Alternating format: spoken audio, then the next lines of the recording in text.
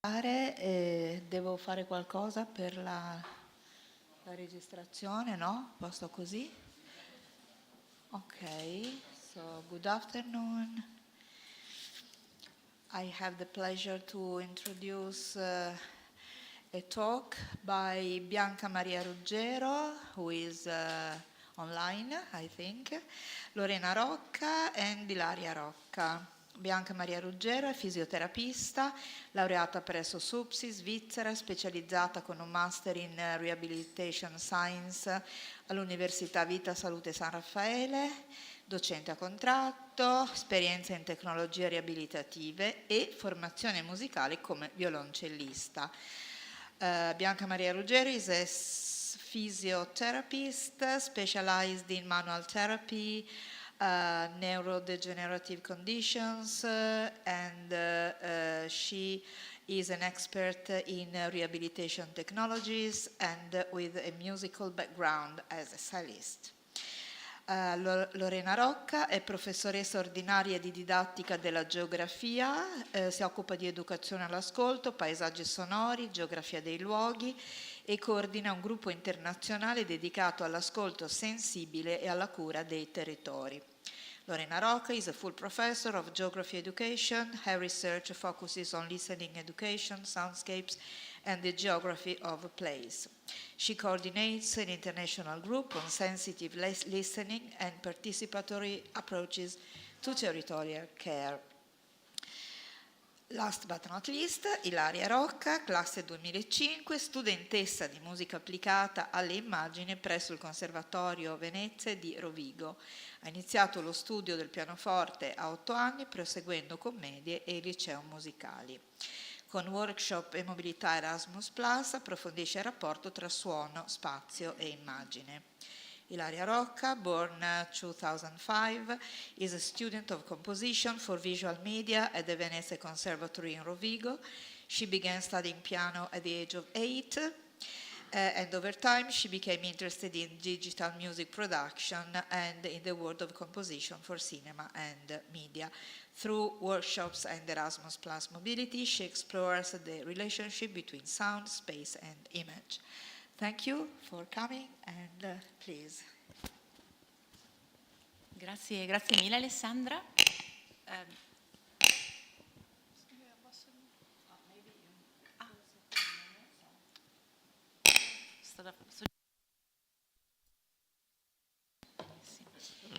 Bene, buon pomeriggio a tutte e a tutti.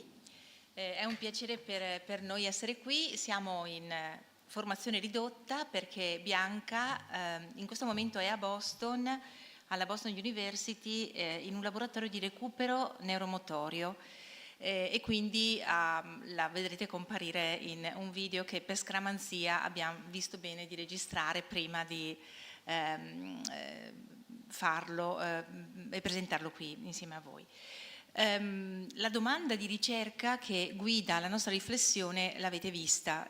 Se volete seguire la nostra presentazione è possibile fotografare il QR code e da lì potete accedere sia ai testi sia ai link della presentazione.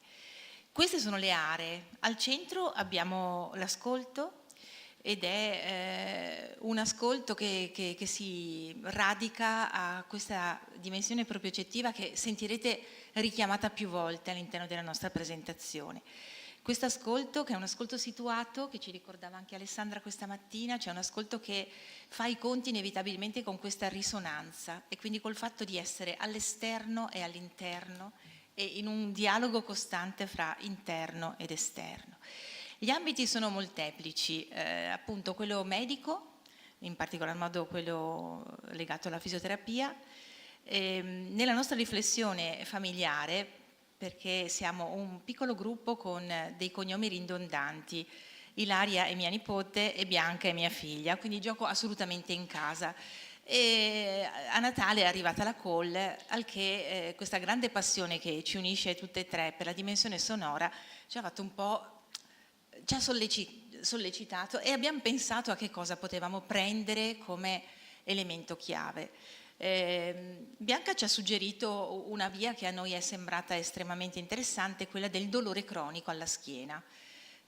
Infatti io sorrido, magari qualcuno di voi in questo momento ha mal di schiena e se fosse così magari un aiutino possiamo anche pensare di darvelo. La nostra presentazione è organizzata in queste sezioni, partiremo con un quadro teorico ripreso sia dalla parte e dall'ambito fisioterapeutico, sia dall'ambito più musicale, sia collegato all'ascolto situato. Disegneremo a partire da questo quadro teorico le nostre ipotesi di ricerca, successivamente Ilaria andrà a toccare la parte metodologica e una piccola dimostrazione di quello che è lo sviluppo di una forma molto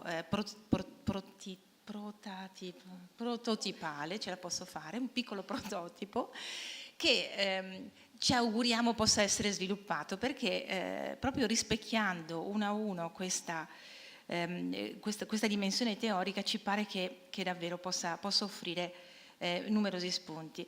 La dimensione di mettere accanto 3 generazioni diverse con al centro l'ascolto è stata una dimensione sfidantissima dal punto di vista del processo di quello che vi stiamo raccontando. Perché? Perché le attitudini sono notevolmente differenti e poi magari alla fine riprendiamo. Ora passerei la parola virtuale a Bianca per illustrare la prima parte, quella appunto teorica. Entriamo ora più da vicino nel contesto clinico del low back pain. Parliamo di una condizione estremamente diffusa. Fino all'85% della popolazione ne soffre almeno una volta nella vita. Nella maggior parte dei casi parliamo di dolore aspecifico, quindi non causato direttamente da una struttura. Un dato importante è che anche se molti di questi episodi si risolvono spontaneamente, il 10-20% evolve in dolore cronico, quindi quando i sintomi persistono oltre i 3-6 mesi. Questo passaggio dall'acuto al cronico è critico perché comporta non solo un cambiamento clinico, ma anche psicologico e sociale, con un impatto crescente sulla qualità di vita. A livello globale, il low back pain è la seconda causa principale di disabilità. Non è quindi solo un problema individuale, ma è una vera e propria sfida di salute pubblica. Limita la funzionalità, riduce la partecipazione sociale e genera anche costi. Nei pazienti con dolore cronico osserviamo adattamenti del controllo motorio. Alcuni adottano strategie di thigh control, quindi con un'iperattivazione muscolare per stabilizzare di più la colonna. Altri invece sviluppano un loose control, con deficit di attivazione muscolare. In entrambi i casi i pattern di reclutamento muscolare risultano alterati, con riduzione della variabilità motoria e minore adattabilità. Si crea così un circolo vizioso di perdita di attività e quindi vulnerabilità a recidive. In più i pazienti presentano deficit propriocettivi, faticano infatti a percepire la posizione della colonna, mostrano ridotta precisione nel ricollocamento del tronco e un'integrazione sensoriale alterata, che porta quindi a strategie compensatorie disfunzionali. La ricerca neuroscientifica conferma questi cambiamenti. Infatti uno studio che ha utilizzato la risonanza magnetica funzionale, che quindi misura la variazione del flusso sanguigno cerebrale, è riuscita ad osservare la rappresentazione corticale di stimoli lombari. Quindi durante questa stimolazione manuale non dolorosa si sono messi a confronto 2 gruppi. Nei controlli sani si osserva una chiara somatotopia in S2, invece nei pazienti con dolore lombare cronico c'è una ridotta attivazione. Nella figura infatti viene mostrato in rosso l'attivazione nei controlli e in verde quella nei pazienti, evidenziando la perdita bilaterale in S2. Questo spiega i deficit propriocettivi clinici, quindi il cervello elabora in modo meno preciso gli stimoli con conseguenza sul controllo motorio. Come si può quindi far fronte a questa problematica così diffusa? Le linee guida ANICE del 2020 raccomandano un approccio multimodale, personalizzato alla gestione del paziente. È molto importante l'educazione e la rassicurazione, quindi ridotta paura del movimento, correggere false credenze e promuovere un atteggiamento attivo. L'esercizio terapeutico, molto importante, come per esempio l'attività aerobica, motor control, per migliorare la funzionalità e la fiducia. La terapia manuale, che può essere integrata in un percorso più ampio, e l'approccio cognitivo-comportamentale, molto importante per la gestione dello stress, la riduzione della paura e dell'evitamento e la promozione di coping funzionali. Le stesse linee guida segnalano l'interesse crescente per tecnologie emergenti come il neurofeedback, la stimolazione cerebrali e la realtà virtuale. Un aspetto centrale della riabilitazione è quindi l'uso del feedback, che diventa un vero alleato del paziente. Prima di tutto permette di prendere consapevolezza dei movimenti senza paura. I gesti diventano più chiari e questo riduce ansia e rigidità. Poi crea esperienze positive, perché ogni segnale ricevuto diventa una conferma che il corpo è capace di muoversi e questo aumenta motivazione e adesione al percorso. Inoltre contribuisce a ridurre le minacce percepite, aiuta a capire che molte sensazioni non sono segnali di pericolo, ma parti di normale adattamento al movimento. Infine sostiene l'autogestione perché insegna al paziente a riconoscere e correggere i propri gesti, rafforzando l'autonomia e la fiducia nel lungo periodo. In riabilitazione, quindi, il feedback è un elemento cruciale perché permette di regolare e calibrare il movimento in tempo reale. Possiamo distinguerne tre forme principali. Il feedback visivo, che migliora precisione e accuratezza attraverso riferimenti esterni, soprattutto uno schermo per esempio. Il feedback tattile, che aiuta la consapevolezza e la correzione dell'errore tramite gli stimoli di contatto. E infine il feedback uditivo, che migliora la propriocezione, l'attivazione e la motivazione, rende percepibili i movimenti invisibili. La ricerca neuroscientifica ha mostrato che il nostro cervello utilizza tutti i feedback sensoriali, compreso il suono, per monitorare il corpo nello spazio e regolare le azioni. Pensiamo al rumore dei passi, che aiuta a regolare la camminata, o al suono che si genera toccando un oggetto. Questo è possibile grazie alle forti connessioni tra le aree uditive e motorie del cervello. Non a caso l'ascolto di ritmi attiva anche le aree motorie e può facilitare la sincronizzazione dei movimenti. Il suono però non agisce solo a livello motorio, stimola anche risposte emotive e motivazionali, con preferenze innate per determinati toni o ritmi. Questo rende la sonificazione del movimento uno strumento prezioso per favorire consapevolezza corporea positiva e ridurre la paura del movimento. In sintesi, quindi il suono può diventare un alleato terapeutico, immediato, immersivo e motivante, capace di agire contemporaneamente sul corpo, sulla mente e sull'esperienza del paziente. La sonificazione può essere classificata in vari modi. Innanzitutto, in base al canale sensoriale, può essere solo acustica, quando i parametri del movimento vengono trasformati direttamente in suono. Può essere audiovisiva, quando al suono si affianca il video per aumentare la precisione percettiva. Oppure audio propriocettiva, quando il suono è combinato con la consapevolezza corporea. Un'altra distinzione riguarda il ruolo dell'utente. Nell'autosonificazione la persona ascolta i propri movimenti, così da migliorare controllo e fluidità. Nella eterosonificazione invece si ascolta i movimenti di un'altra persona, con maggiore attenzione alla riproduzione degli stessi suoni dell'altro. Dal punto di vista della funzione, la sonificazione può servire a dare un feedback sugli errori, segnalando deviazioni dal compito. Può arricchire le informazioni aggiungendo indizi che non sono visibili con le fasi silenziose di un movimento. Può fornire una stimolazione ritmica per sostenere il timing motorio, oppure essere utilizzata per migliorare il controllo e la consapevolezza del corpo. Infine ci sono diverse strategie di mappatura. I parametri cinematici come posizione o velocità possono essere tradotti in caratteristiche sonore come altezza o timbro. I parametri dinamici come forza o pressione possono diventare variazioni di intensità o durata, oppure si può usare una mappatura evento guidata in cui il suono quindi viene prodotto solo quando si ha un determinato movimento chiave.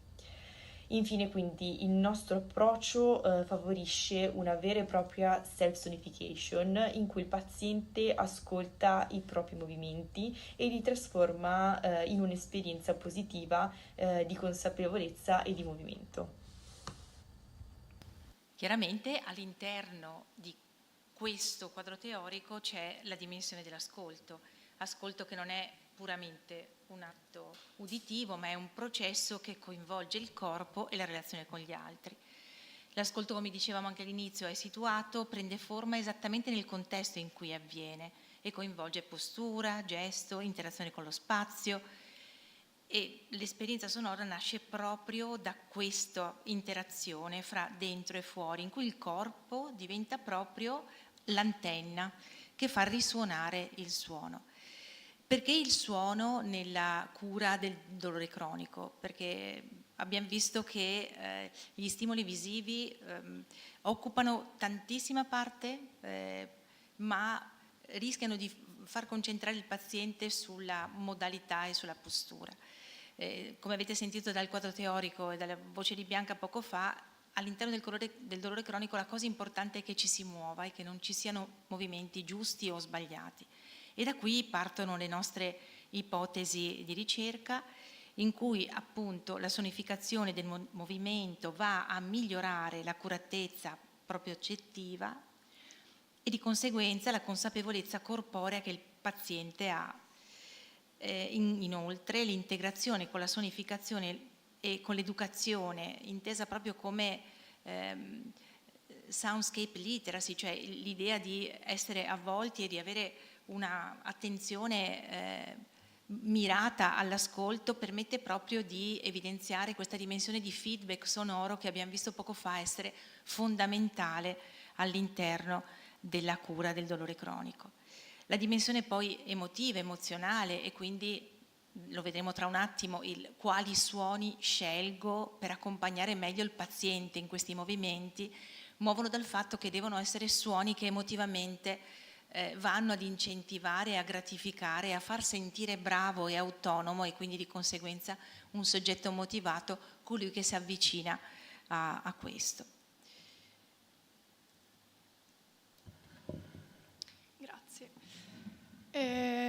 Mi sposto su proprio la parte, diciamo, pratica di come è stato sviluppato questo progetto. Siamo partiti dall'idea di utilizzare materiali facilmente reperibili e anche a basso costo. Infatti come sensore abbiamo usato Arduino Nano 33 Blaze Sensor F2, che è questa board che al suo interno contiene numerosi sensori. Noi abbiamo preso in considerazione i sensori IMU, in particolare accelerometro per estrapolare i dati grezzi di accelerazione lineare e il giroscopio per l'accelerazione angolare.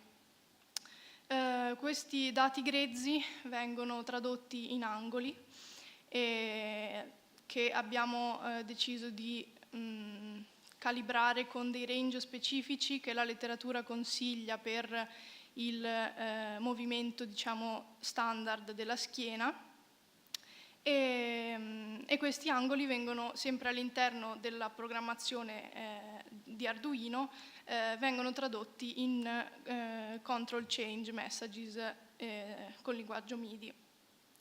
Abbiamo quindi riassunto 3 angoli di movimento: roll, che è il movimento laterale con meno 45 più 45 gradi, tradotti in 0,127 con il centro a 63 in posizione neutra.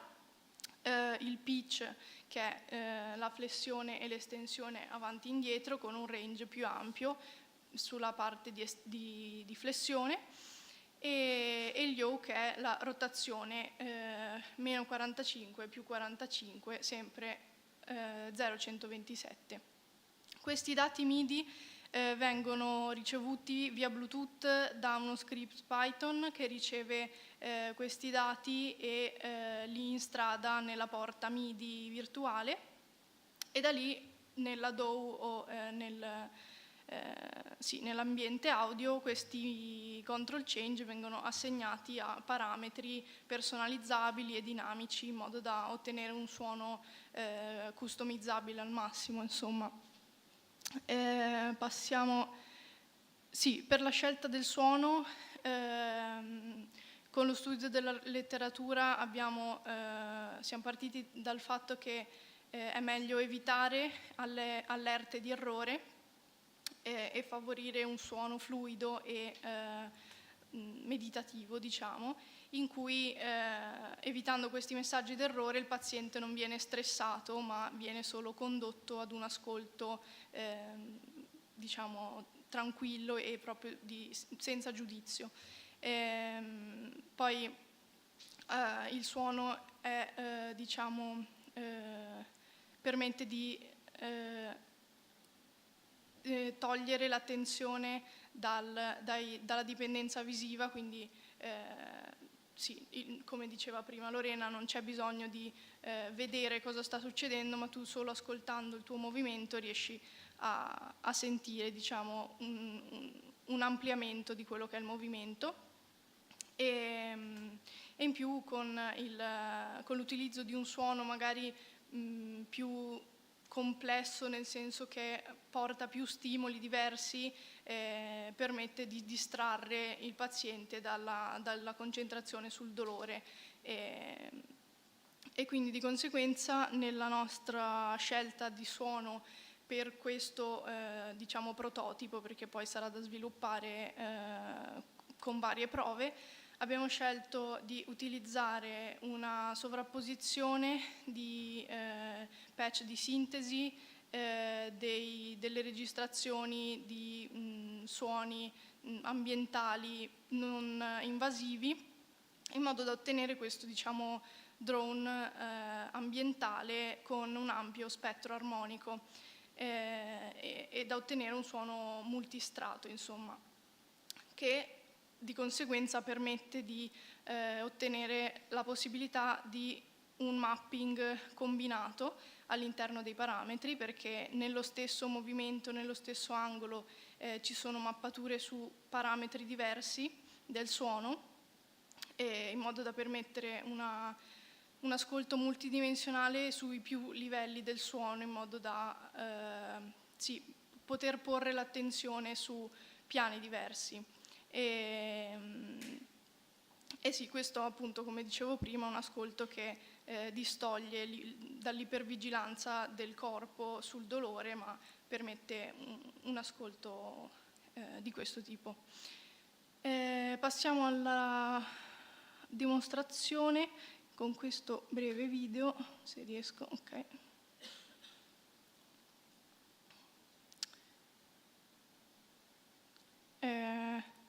Fermo un secondo. Qui, per evitare drifting ed errori di vario tipo, il sensore, quando viene acceso, si prende una decina di secondi per calibrare diciamo la posizione neutra, in cui ovviamente per ogni paziente questa è diversa, quindi non ci sarà un paziente con il sensore a 90 gradi preciso rispetto all'asse gravitazionale, però quindi questo permette di avere una posizione neutra soggettiva.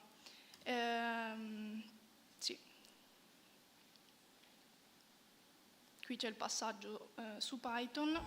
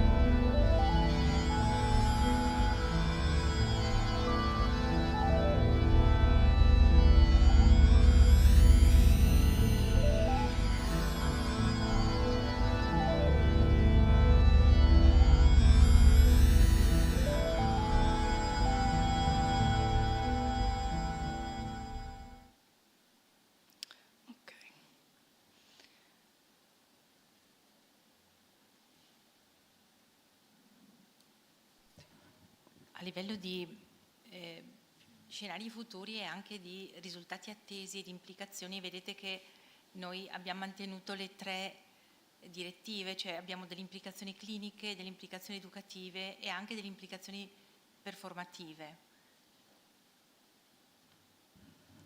Sì, nel futuro sarà da sviluppare, diciamo, da applicare questa cosa ad un pubblico più ampio di pazienti in vari stati di salute, sicuramente uno sviluppo tecnologico con un'interfaccia più veloce, più semplice, diciamo, da utilizzare da più persone. Magari sviluppando un'applicazione che permetta di tracciare i progressi del paziente, di sviluppare dei percorsi riabilitativi progressivi specifici per i progressi appunto di quel paziente, e poi ovviamente sarà da ampliare, diciamo, la libreria sonora, magari adattandola a diversi esercizi, a diverse posizioni e anche a diversi gusti, in modo da poter sviluppare questo sistema per più persone. Sì, poi potrà anche essere applicato per esperimenti vari, come già succede con questi sensori in giro per il mondo, ed è una bella ricerca, insomma. Grazie.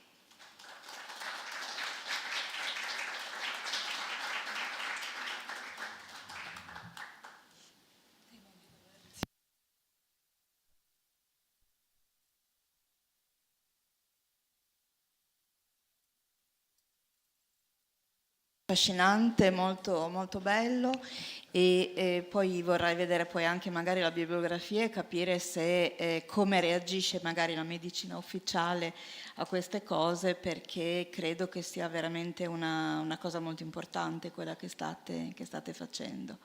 Quindi complimenti. Visto che le altre 2 cose dopo mi sembrano un po' diverse, vogliamo subito chiedere se ci sono delle domande.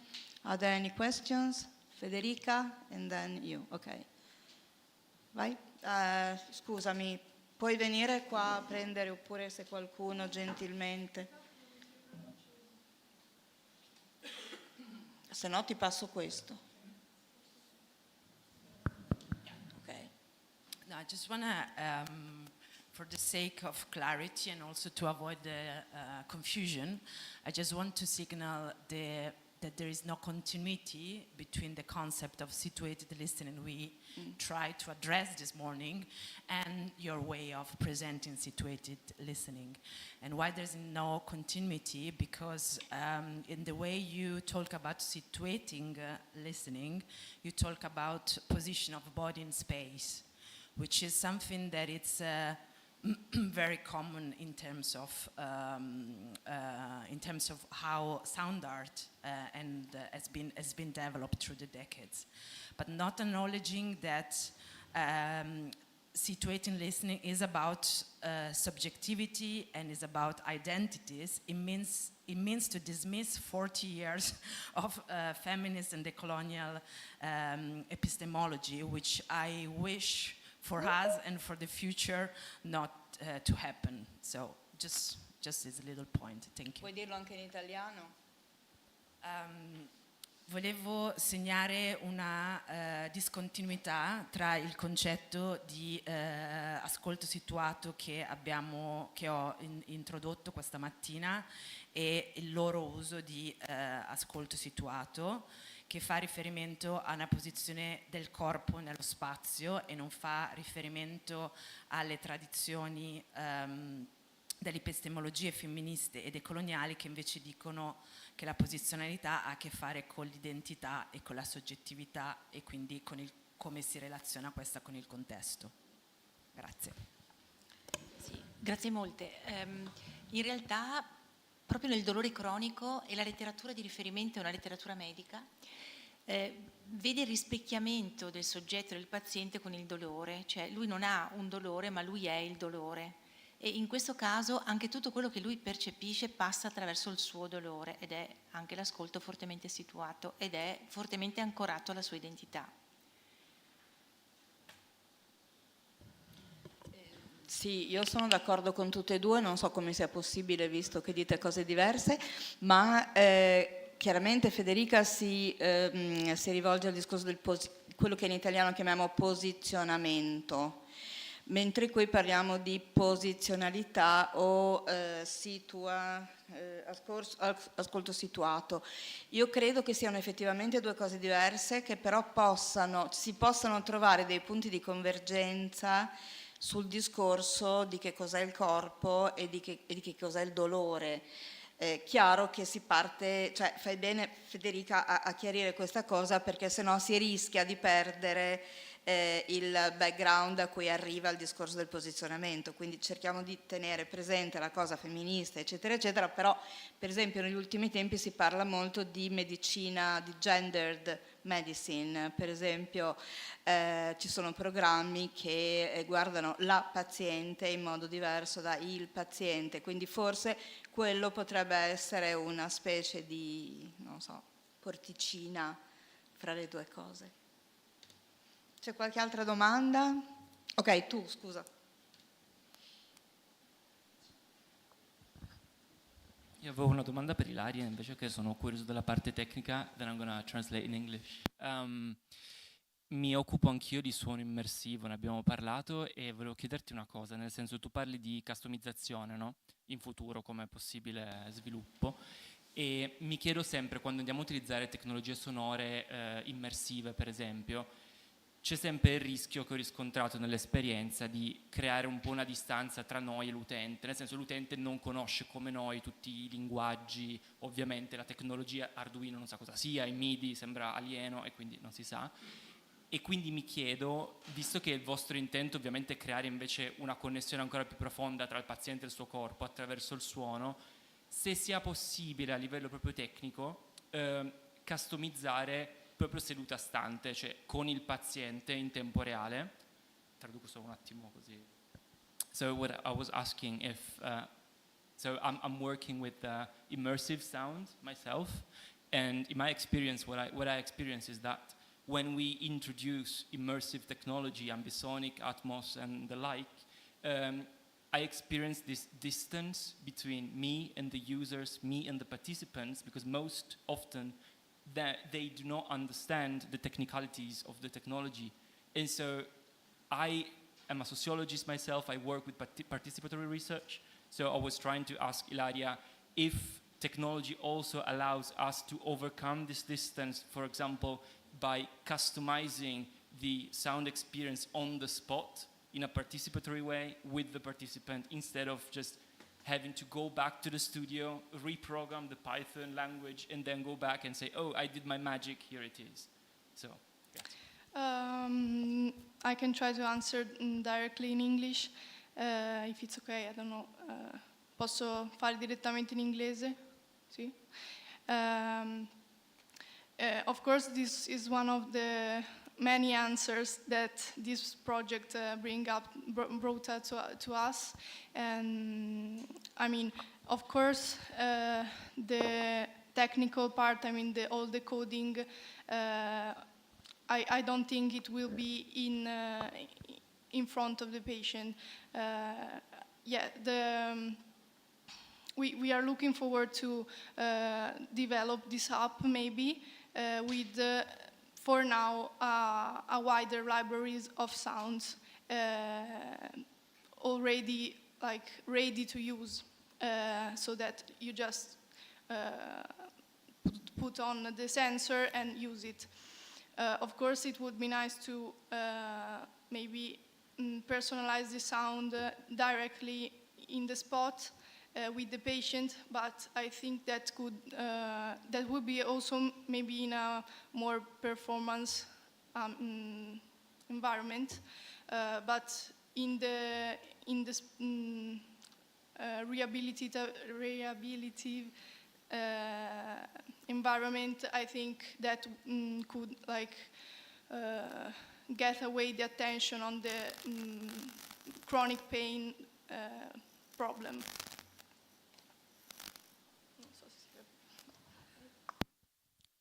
Altre domande? Ok, allora direi che possiamo proseguire. Non so, sì. Possiamo proseguire, grazie ancora. Grazie a voi. Grazie a voi, volevo ringraziare Stefano Zorzanello che mi ha dato un prezioso aiuto in questo progetto e se possiamo provare a provarlo magari nelle pause o se volete. Di schiena si faccia male. Esatto. Grazie mille.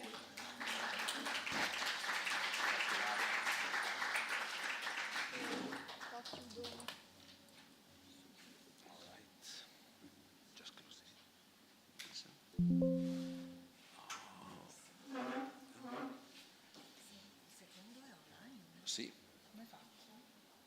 Ti metti qua. Hi Thomas, can you hear us? Thomas Ciuffo, hi. And now Alessandra Calanchi will introduce you. Thank you, Alessandra. And you can maybe sit down on my place because you need to control the audio contributions. Okay. Hi Thomas, nice to meet you. Hi there. Okay, Thomas Ciuffo works at the Department of Music, Mount Holyoke College. He is a professor. Among his research interests, there are music technology, computer music, audio recording and production, sonic art, acoustic ecology, and many other things.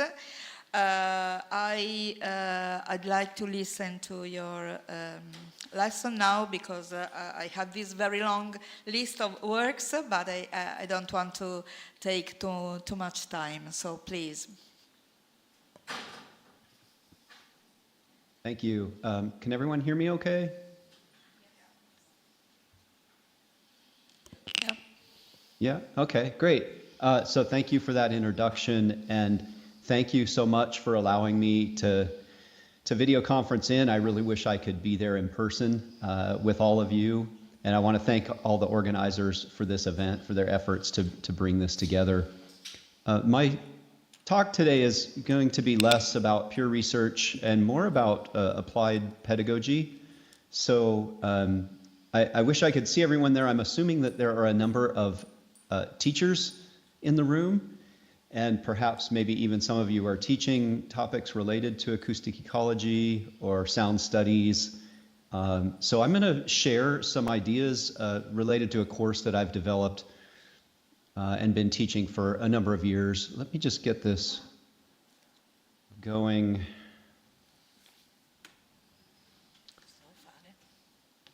Can somebody on that end help me out? Can you all see the slide that's showing now?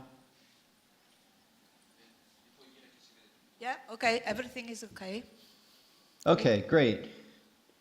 So as in the introduction, I teach at Mount Holyoke College, which is a small gender diverse women's college, a small liberal arts college in central Massachusetts. I'm going to talk with you today about pedagogical approaches to applied learning at the intersections of acoustic ecology and sonic art. So this is a particular class I developed and have been teaching for a number of years. I want to acknowledge some of the influences and backgrounds here before we get going. So one very important one is the work of Pauline Oliveros, especially around deep listening. I had the great fortune to study with and collaborate with Pauline for a number of years, and that work is infused in this course. I also want to mention R. Murray Schafer, which of course from the acoustic ecology standpoint is very well known. I'm actually more interested in Schafer's work around education, specifically the book A Sound Education and the sort of pamphlet called The Thinking Ear. I'm going to play a short excerpt. This video will be skipping probably, but you should be able to hear the introduction to his lesson. I want you to listen very carefully and to write down all the sounds you hear. Write down every sound that you hear, starting now.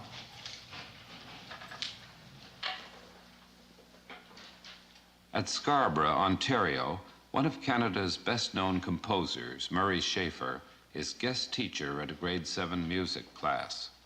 He feels that if the children's musical creativity is to flourish, they must first be encouraged to listen, to explore the world of sound. Very difficult to see just where we're... So this is 1969, and I think it's especially interesting from the teaching and learning standpoint, this moment of embracing all sounds available. So, of course, this was happening in many other domains as well, but I wanted to reference his teaching, and we'll come back to that in just a minute. So as a high-level overview, I want to just mention a few key teaching philosophies and key terminologies, which we'll explore in more detail. So first, this course and much of my teaching is based on active and engaged listening. Creativity is integral. This class in particular is especially interdisciplinary, and it's applied learning. So how do we solve problems in the real world or engage problems in the real world? It's based on a philosophy of inclusion and accessibility. It is project-based, student-centered learning with a contemplative or reflective aspect intertwined through the breadth of the course.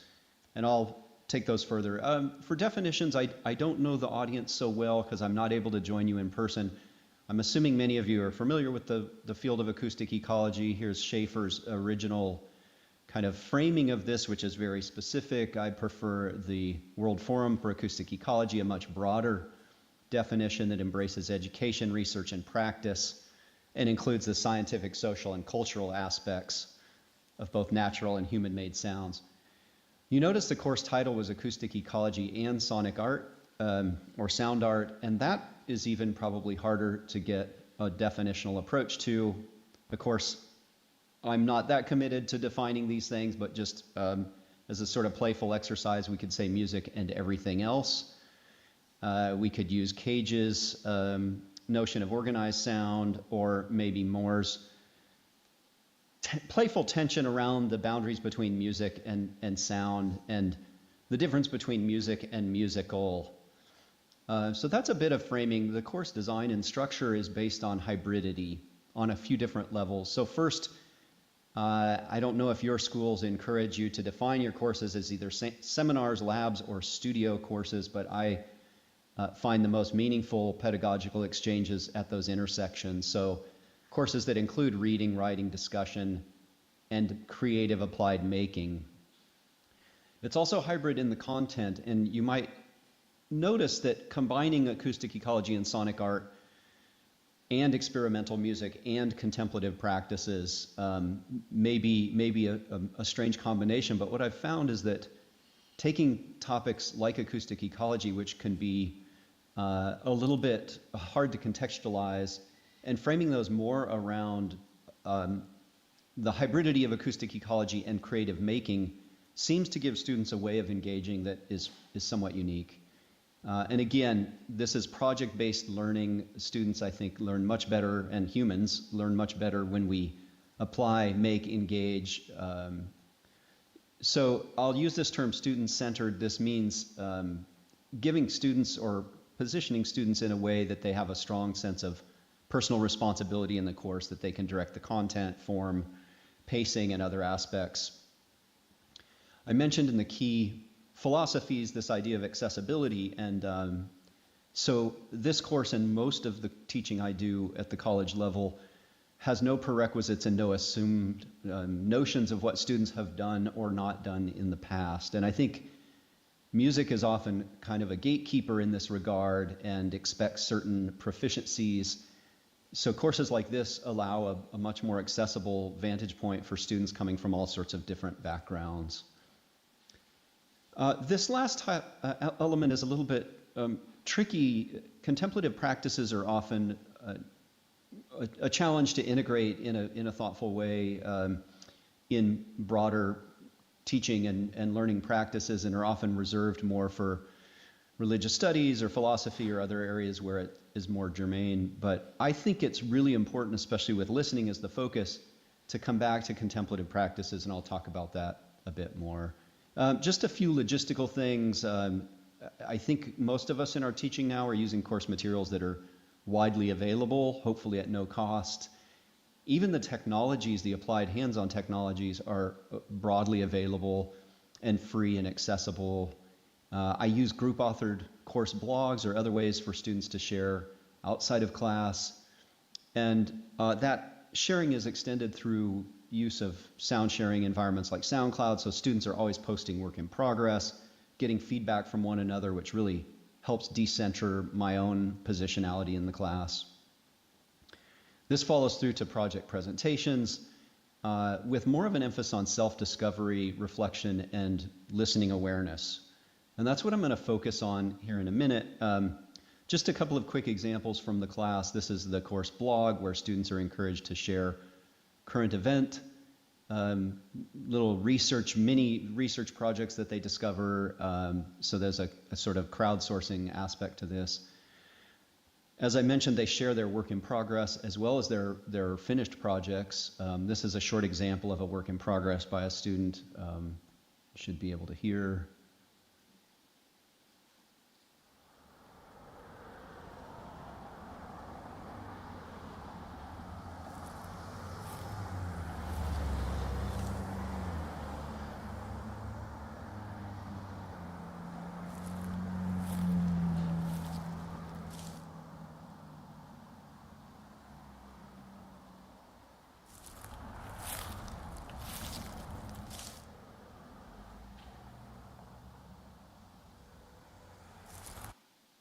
So just a very short example there of a student project that starts with field recording and then grows into an analysis of place, location, time, kind of an introductory sound mapping, and then eventually progresses into more of a compositional approach.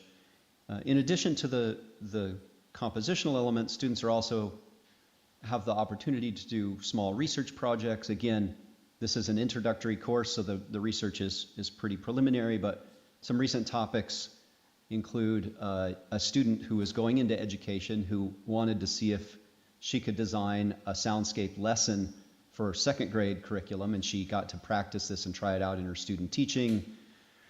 Some students wanted to understand better the effects of noise in classroom settings, how that affects student learning.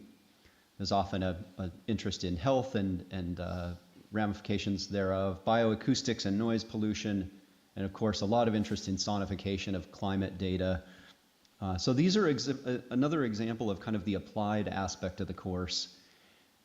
In conjunction with this particular conference, I want to focus now on the listening aspects, which are, they start day one of the class and they continue throughout. So I draw from Pauline Oliveros and her deep listening practice, as well as Schaefer's Sonological Competence, this book, A Sound Education.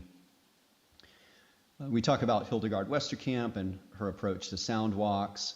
We also incorporate folks that aren't typically associated with acoustic ecology or listening practices, such as Thich Nhat Hanh and his compassionate or deep listening model. Other writers and authors, I'll mention David Aftandilian in just a minute. There's a lot of other spaces here one could explore. Schaefer's philosophies of listening, Cage, Francisco Lopez, and others. So with Pauline, she had been thinking about this for a very long time, and we often start the class with one of Pauline's listening exercises. This one is from Collected Writings, 1963 to 80. It's called The Poetics of Environmental Sound, and it's a relatively straightforward call to focus on listening. So this is for students that are often have earbuds in for the majority of their time. So this can be a pretty interesting first step into more carefully engaging with the sound world around them. There's many other aspects of Pauline's writing and work that one could draw from in this area, her 3 primary books and a bunch of papers and articles and talks. Some of the things that I draw from in Pauline's work is her notion of deep listening, an attempt to heighten or expand consciousness of sound in as many dimensions and attentional dynamics as possible. This is from a deep listening book. Her practices also include energy work, body work, breathing exercises, and so on. And these practices often have these sort of modulatable parameters moving between focal and global listening, whole body listening, multidimensional listening. And some of this is very speculative or propositional.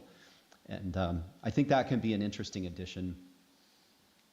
For Murray Schafer, he approached this in a kind of similar way. This would be very similar to Pauline's first exercise, but he goes on to kind of expand this in some interesting ways. So he gets much more sort of analytical about this and wants us to listen to location of sound, activity of sound, movement of sound. For me, he gets into some kind of problematic areas here. The ugliest sound, the most beautiful sound. I kind of try and reframe some of these in a sense, but nonetheless, he's expanded this process. He also works with the notion of field recording as a preservational act.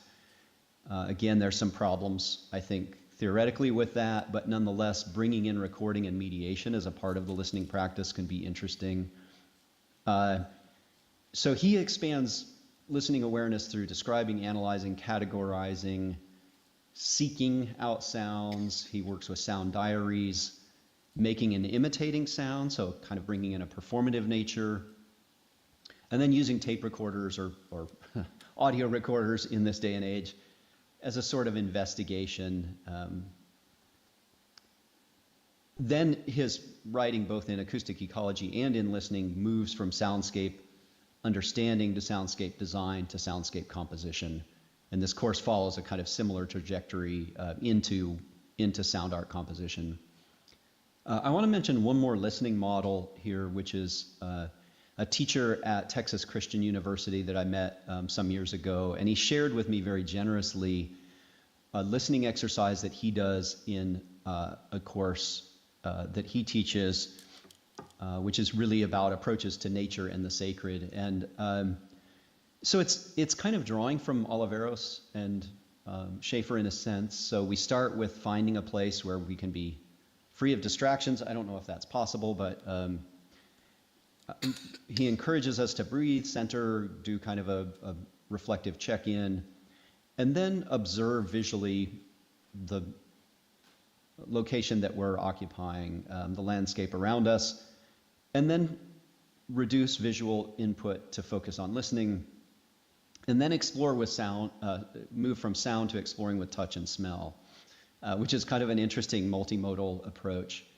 And then journaling, record the results of each sensory exercise, and then students reflect on how do these different senses reveal different aspects of a place, and how do these perceptions potentially change our understanding and relationship to the place.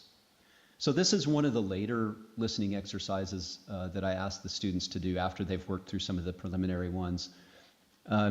The last person I want to mention here is Thich Nhat Hanh in terms of listening practice, and he's a Vietnamese Buddhist monk who had a very active journey writing, teaching for many years, and in two of his books in particular, this listening practice is outlined. And so this moves from kind of the acoustic ecology space into Buddhist studies, but again with basic approaches to mindfulness. So the big pivot here, though, is his version of deep listening has a very specific intentionality, and that is to relieve the suffering in us and the person we're listening to. So he moves listening practice from a perceptual one to an act of compassion, which for me kind of brings the circle all the way back around from Pauline back to this sort of notion of compassionate listening, where we're not listening to prepare an answer or to prepare a critique, which is very much the model of academia, to listening to support and to comfort. A few other examples might be Here Where We Are, Sound Ecology in a Sense of Place, or an older book by Mathayo, The Listening Book. We could also take this in a direction of critical listening.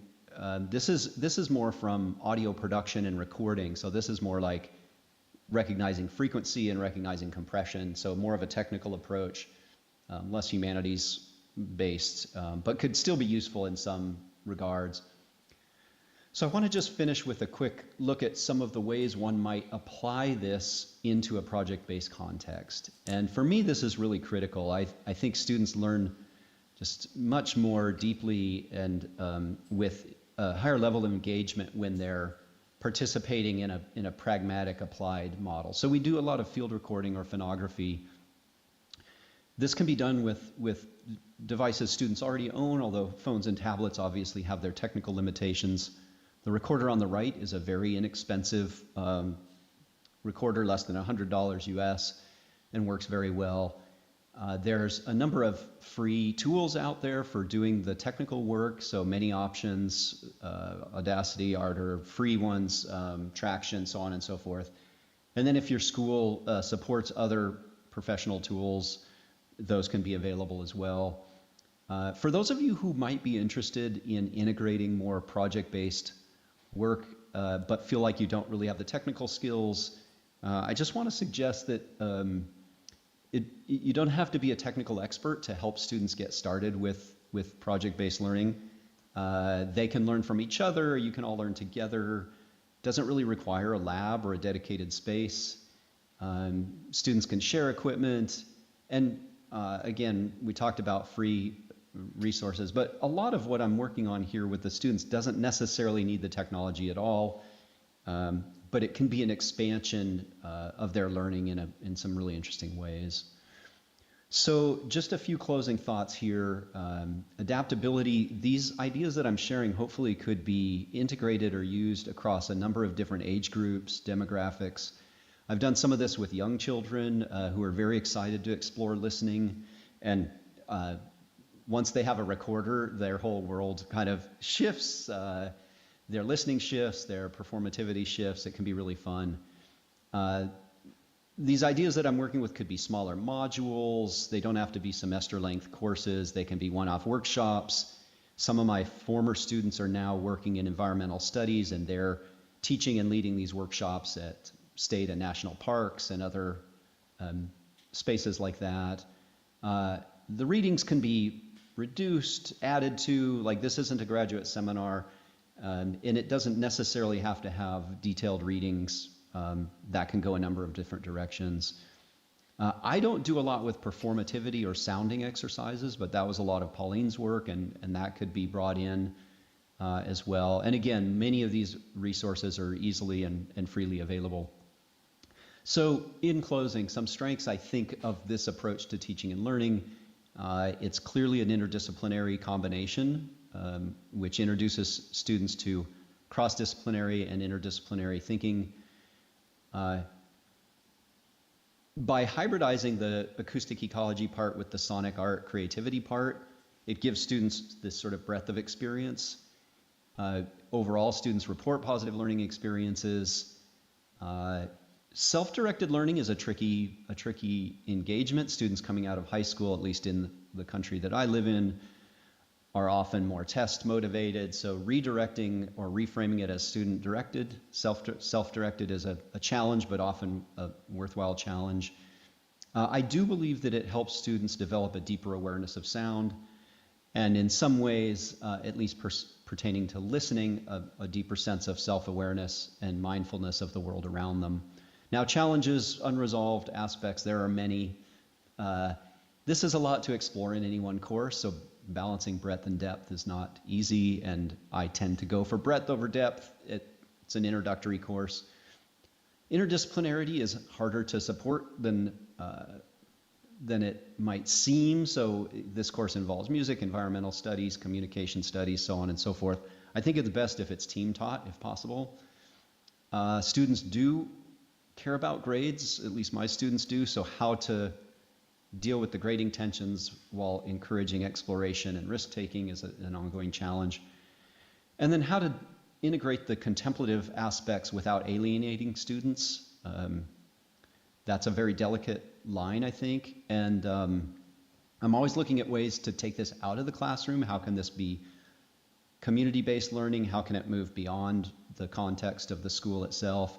And really the bigger question is, how might this lead to engagement, action, or change? In the moment we're in of a deep environmental crisis, I think it's not enough to just say, well, we're doing something in the classroom. I want to know how can this go outward and have a broader impact potentially. So these are the things I'm trying to figure out. Thank you for listening. Maybe you have some ideas. Maybe you're teaching in these spaces. And, I think if the timing proves right, we have some time to chat. Yeah, thanks so much. Thank you.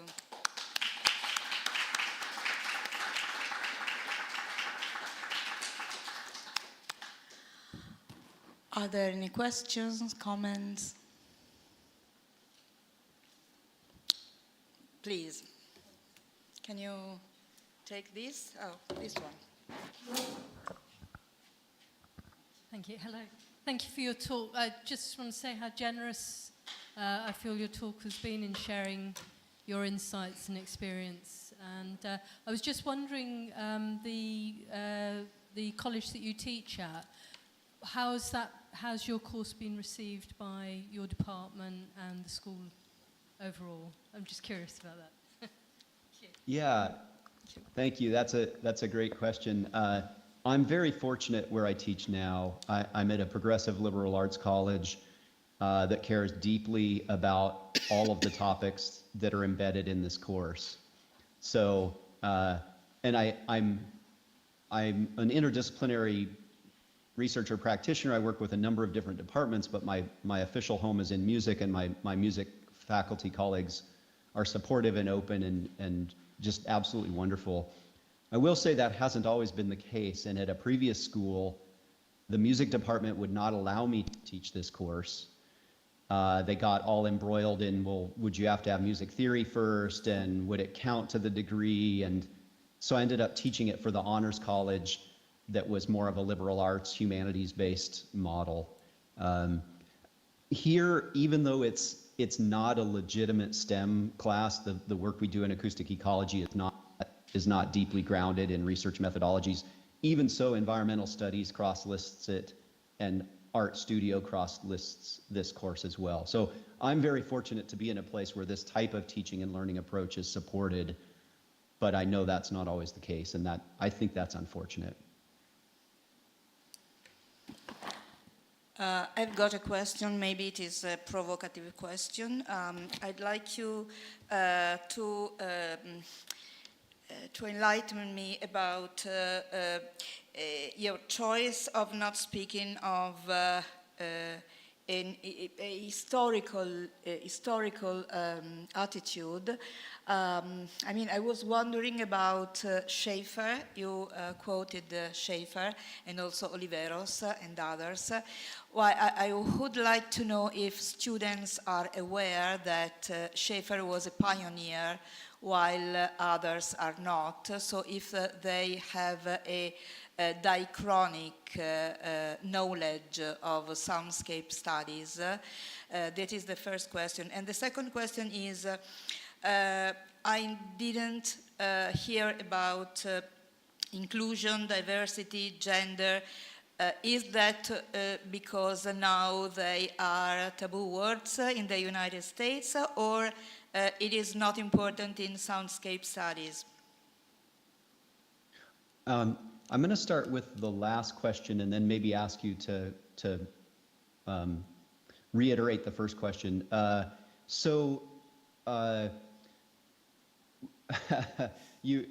sure you're all, or many of you are following global politics and the world we live in and the country that I currently live in. Yeah. The college I teach at was founded on accessibility, specifically for women who couldn't go to college at the time. And myself personally and the college I work for are not stepping away from any aspects of our commitment to a diverse and inclusive teaching environment. I'll translate that into Italian. Thank you. If anything, we're doubling down on that because we know it's more necessary and critical now than ever. Yeah, thank you. And what about historicism? I mean, the fact that is just my curiosity about students, because sometimes students cannot locate events historically. So are they aware of the difference between the 1970s and today as far as music, composition, society are concerned? Because you quoted Schaeffer, and it is great. I mean, everybody loves Schaeffer, but there are new publications, as you observed. But sometimes students, if we do not make them study history in a contextualized way, maybe they do not understand the difference between Schaeffer and Oliveros, for example. So I think it is important that in a university course it is made clear that something written in the 70s is different from what is written today. I think you probably do that. I'm sure about that. Yeah, but you do raise a really important question or challenge in any pedagogical design, which is how much time do we spend on any given trajectory? Yeah. And so this course is pretty loaded in terms of hybridizing an introductory experience in acoustic ecology and sound studies fairly quickly by mid-semester, moving into experimental approaches to sound and sound art. So we read some introductory acoustic ecology and we critique it, and I think there's plenty of room to critique Schaeffer, and the students are very adept at like, well, wait, does he think we should go back to pre-industrial times? How would that work? And we come into at least second generation, Cage, Oliveros, Barry Truax, and we do come into some current day hybridized sound acoustic ecology studies, what is sometimes now being framed as landscape studies, but it moves pretty quickly, and I can't claim like a deep historical dive with this class. Now, by the last third of the class, students are able to go in individualized research or creative directions, and some will do more sound composition work, and others will do more research and come back. So we have a lot of environmental studies students that take the class, and they will go deeper into current acoustic ecology work, and others won't. So it's on the line of not quite being able to address that arc that you're talking about, and yes, of course, you're not a historian, so you've got plenty to do with hybridization and sound art, etc. So, okay, thank you for your answer. Yeah, comunque prima gli ho chiesto due cose. Una, se era chiaro agli studenti che c'è un percorso storico che porta da Schaeffer a Oliveros, cioè che non è tutto contemporaneo, e mi è stato detto appunto che sì, questo lo fa. In parte lo fanno gli studenti, però soprattutto loro sono interessati a questo discorso dell'ibridazione fra l'ecologia e la composizione artistica. La domanda che gli avevo fatto prima invece riguardava il discorso, mi sono scusata perché era un po' provocatoria, perché non avevo trovato nel suo discorso delle parole come inclusione, diversità e genere, che sono fra quelle bandite da Trump, per cui nelle amministrazioni pubbliche americane non si viene richiesto di non usarle più, e infatti lui mi ha spiegato che sì, chiaramente la situazione adesso negli Stati Uniti è molto complessa, però che nessun passo indietro è stato fatto rispetto all'accessibility, che è un'altra parola di quelle negate da Trump, e quindi insomma sta facendo un grande lavoro, e quindi l'ho ringraziato per questo. Ok, ci sono domande, altre cose, o passiamo all'ultimo intervento? Thank you again, Thomas. Thank you. Enjoy the rest of the conference. Bye-bye. Thanks so much.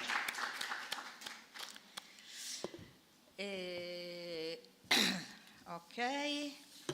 Oh, tu ci sei, benissimo. Thomas, I don't speak German at all, so I introduce you. Okay, I have the English one. Great. Christoph Brüngel is it okay?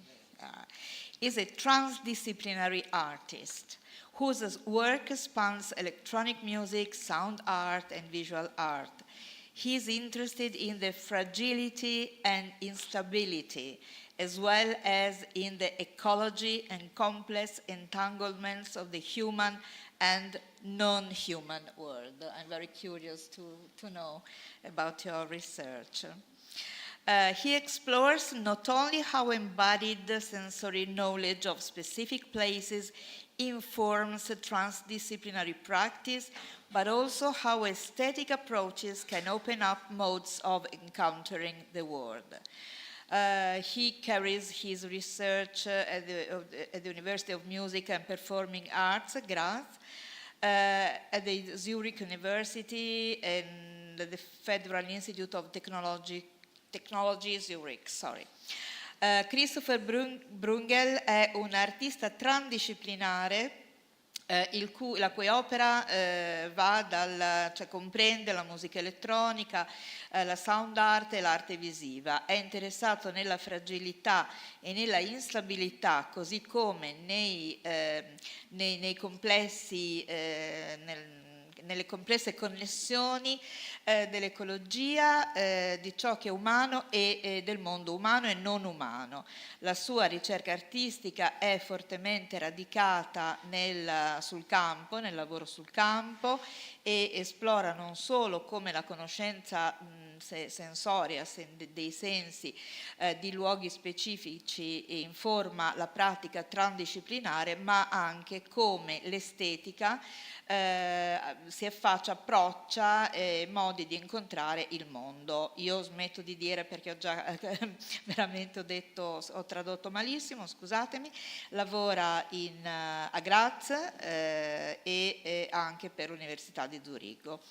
Grazie mille. Grazie. Can we maybe Yes, switch of course. place?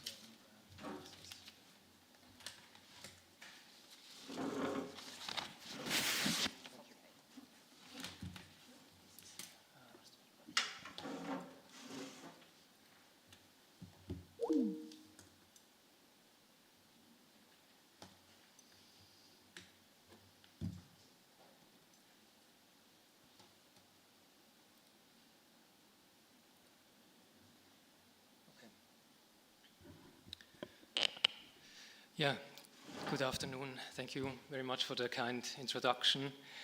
And thank you so much for organizing this symposium, and thank you also for all your own contributions to this. I just wanted to start with my presentations. Unfortunately, there's not the notes on this laptop, so sometimes I need to check mine. But yeah, basically my suggestion was like my title of my keynote is the Listening and Sensing Energy Infrastructures, Compositional Approaches to Non-Places. And I quickly do an introduction and talk about my methodological approaches within my project Turbulent Currents, and we'll later go to a listening of we will also introduce research questions which are very current now. Then we have a short listening excerpt of like 2 minutes, and then I would like to also talk about 2 notions. One is difference, and the other notion is emergence, which is very important to me in my artistic research project in the last couple of months. And if we have time, we would also listen to another excerpt of a recent composition. So my approach is that I go to different kind of power plants, because I got very much interested in these places, reading about our energy hunger, current energy hunger, also about like energy transitions which are happening, and also like that we need much more energy and electricity these days. And I got also curious like how these kind of nature culture entanglements work, and how like the energies articulate, like kind of like how do the translation or the transformation or the conversion of energy to electricity, how do these phenomena articulate? For this, I go to different power producing plants, kind of like different typologies of hydropower plants, also geothermal plants, wind farms, etc. And I basically try to first engage with these places through listening, and I also developed kind of a strategy of kind of be able to cross-scale listen through the power plant, like creating or recording ambisonic or atmospheric sound recording, but also try to really engage on a deeper level with also kind of the notion of touch with contact microphones and also with geophones or hydrophones. So this is kind of the framework of my field research, which is actually twofold, because I also engage with this instrument, with an analog modular synthesizer from the mid-70s, which I work with to reflect upon these specifics of power translation or power conversion of the phenomena which I experience in the field. I later on also work in the studio in a sense of a field research in the studio in creating these kind of sound morphologies which I encountered in the field.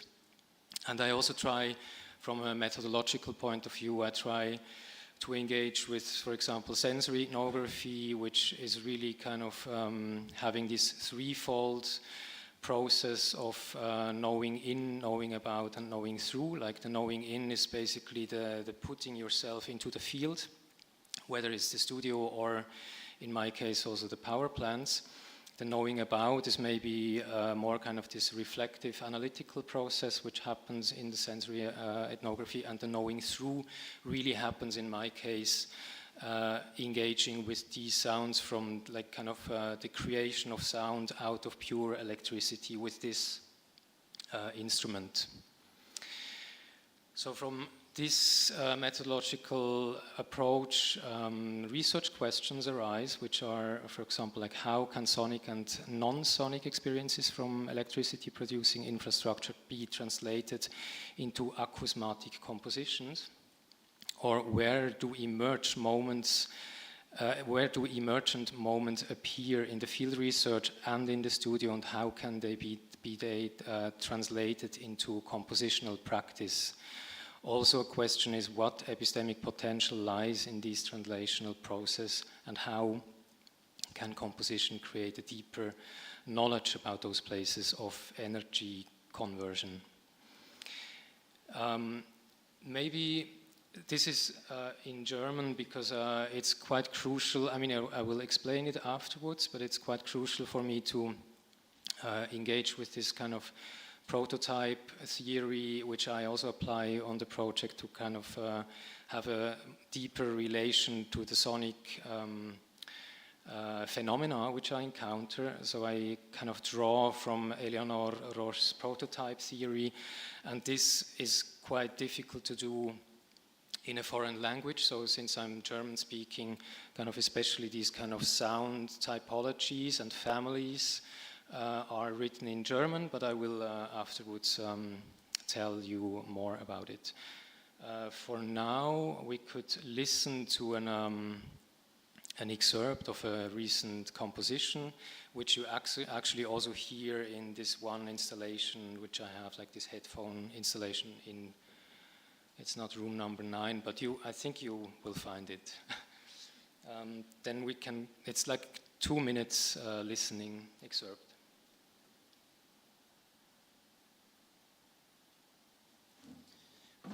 And it's of course not. How can I? Is it alt or are you? Oh. I think I have it. But now it disappeared. maybe this one.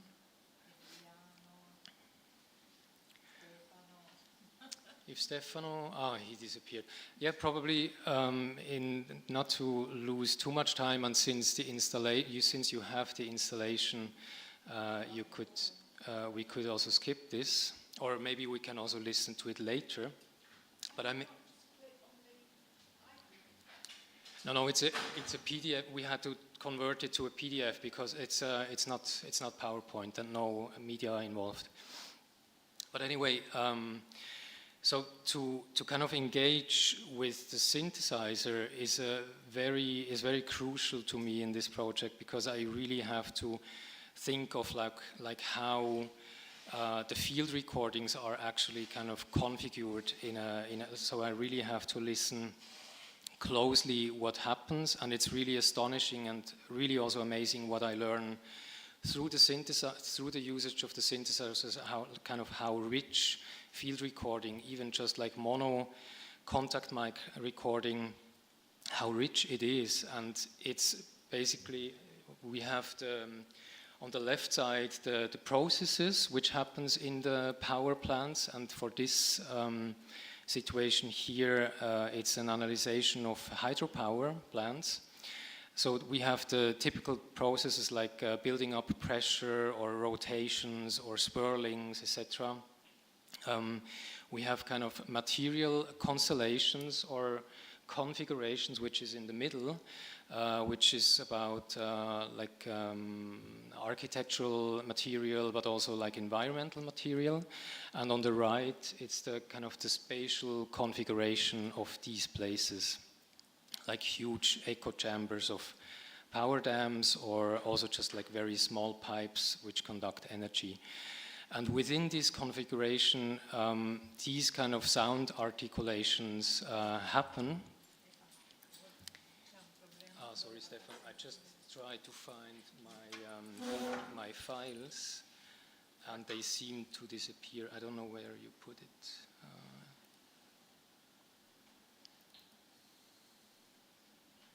Perfect, yeah. Okay. So thank you very much. Thank you. So then I quickly explain about like these kind of sound typologies, and then we can still listen to the piece or to the excerpt. So we have like very, very different articulations of sound and sound typologies, which is of course also like very much analyzed also from other composers throughout history, whether it's Lachenmann with the Klangtypologien of new music, or also Objet sonore of Pierre Schaeffer.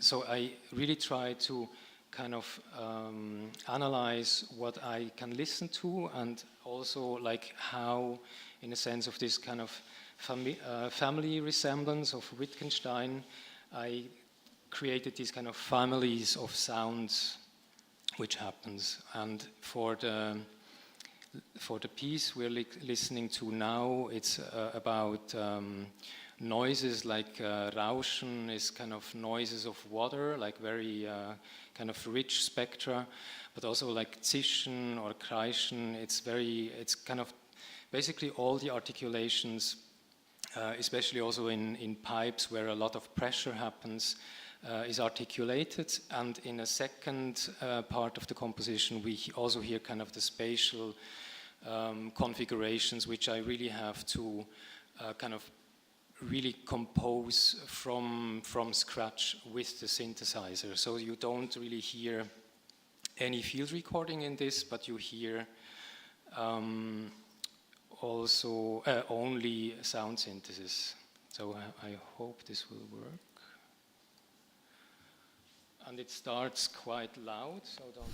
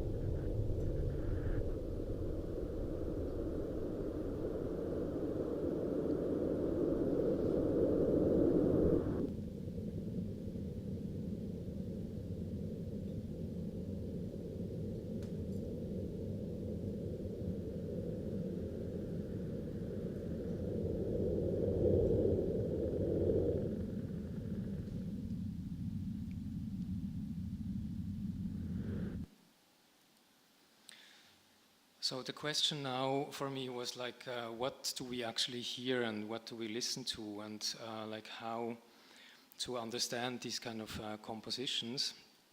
And I first got encountered like this notion of hyperreality from Umberto Eco, for example, but then later discovered the simulation theory of Baudrillard, where he kind of says that in the notion of imitation, not simulation, you still have the difference between the real and the actual simulacrum. So he's writing in his simulation theory about simulacra in several orders, and I'm basically what I'm doing is working on a simulacrum on the first order, because I really just deal with imitation of sound. And also Roland Barthes also mentioned that through the imitation, it's kind of like this simulacrum is kind of an interested simulacrum, where kind of the simulacrum tries to find out some aspects within the explored or analyzed object, which is probably hidden within the original object. So this is this kind of notion of difference which I am interested in. And also Peter Ablinger also writes about this. I just translated from his German quote to English through DeepL. What he says is also before the quote starts, he writes about the failure, that you're not really able to, like kind of with approximation or with trying to create something which he calls also upbuild, like this kind of simulacrum, you're not really able to achieve the exact simulation. But within, what he says then is like what is achievable, however, is an approximation that creates a comparative situation. Music and reality are compared. Music acts as an observer. It observes reality, and it is precisely the limits of the approximation that allow us to learn something about the instrument of observation. Music, the cultural creation, thus becomes a metaphor of perception. For Ablinger, he writes here about his quadraturen pieces, where he basically does a kind of a FFT, like a fast Fourier transformation of a field recording to orchestral sound. So he basically maps really in time and also in pitch to the orchestral sound. So then I figured out like this is not really happening for me, because I'm much more engaged with the field experiences, with the experiences I have in the power plants. And I got curious basically like how to handle the experiential part. Here on the left of the systematic scheme of the methodology, you'll see the kind of the aspects of really analyzing sound morphologies, analyzing specifica of the soundscapes, and the red aspects and also the left one are these kind of the red ones are the embodied experiences, and also like the emotions which appear when I'm in these power plants. And the one on the left is kind of these intellectual experiences, because from this expertness of the maintenance worker I usually go with to the power plants, I can also learn a lot about the systems, about the infrastructure, which not only articulates in sound, but which is kind of basically a kind of a knowledge which is maybe relevant for compositional practice. And from there, and also through analyzing always the sound, morphologies, etc., I came across to Tim Ingold's input lecture, which he has in the contingent agencies at Angewandte in Wien. where he says we understand the Earth not only by breaking it down into its material constituents, but we understand it by its heave. Every element is a sort of point of intersection where a life process meets its media. Perhaps elements are like that. There are things that only exist in mixture and only exist in transformation. And that's what makes them elements. It's not that we first have a world of elements and then we can put them together in this way or that way. We first have a world and then we analyze it. But in decomposing and recomposing this world, we find out about what these elements are. And this brought me to kind of an analytical process, like how I can do as an artistic practice, how I can kind of do this decomposition and recomposition of these aspects Tim Ingold talks about. And I figured out that in the field experiences always have those crucial key moments, or the embodied experiences, the emergent situations, like the emergent moments that appear. And this also happens not only through listening, but also kind of through an embodied experiences, or as I talked before, through an intellectual experience. So I started to reflect upon layers of experience, where you have on the left, you have the sound articulations, and on the right, this more cognitive aspect of mind, senses, memory, body.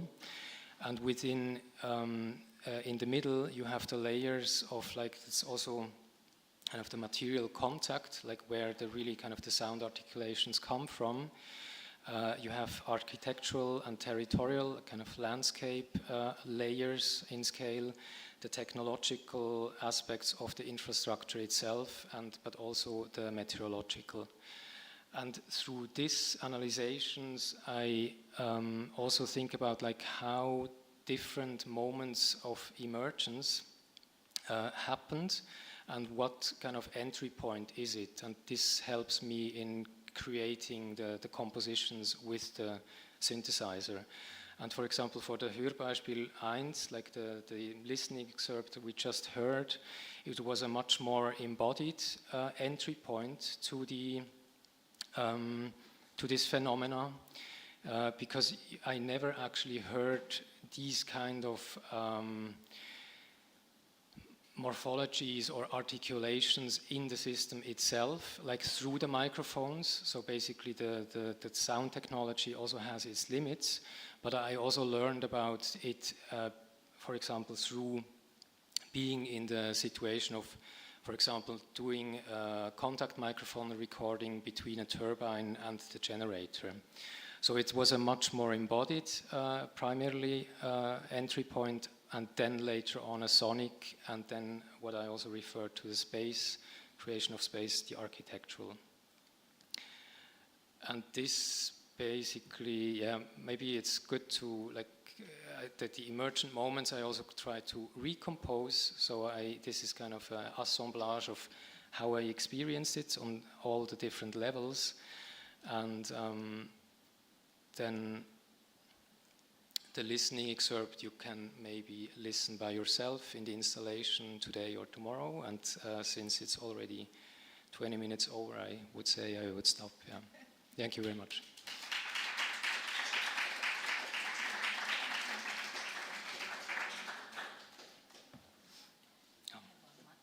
This one is running. Okay, thank you. Are there any questions? Domande? I have only got one curiosity.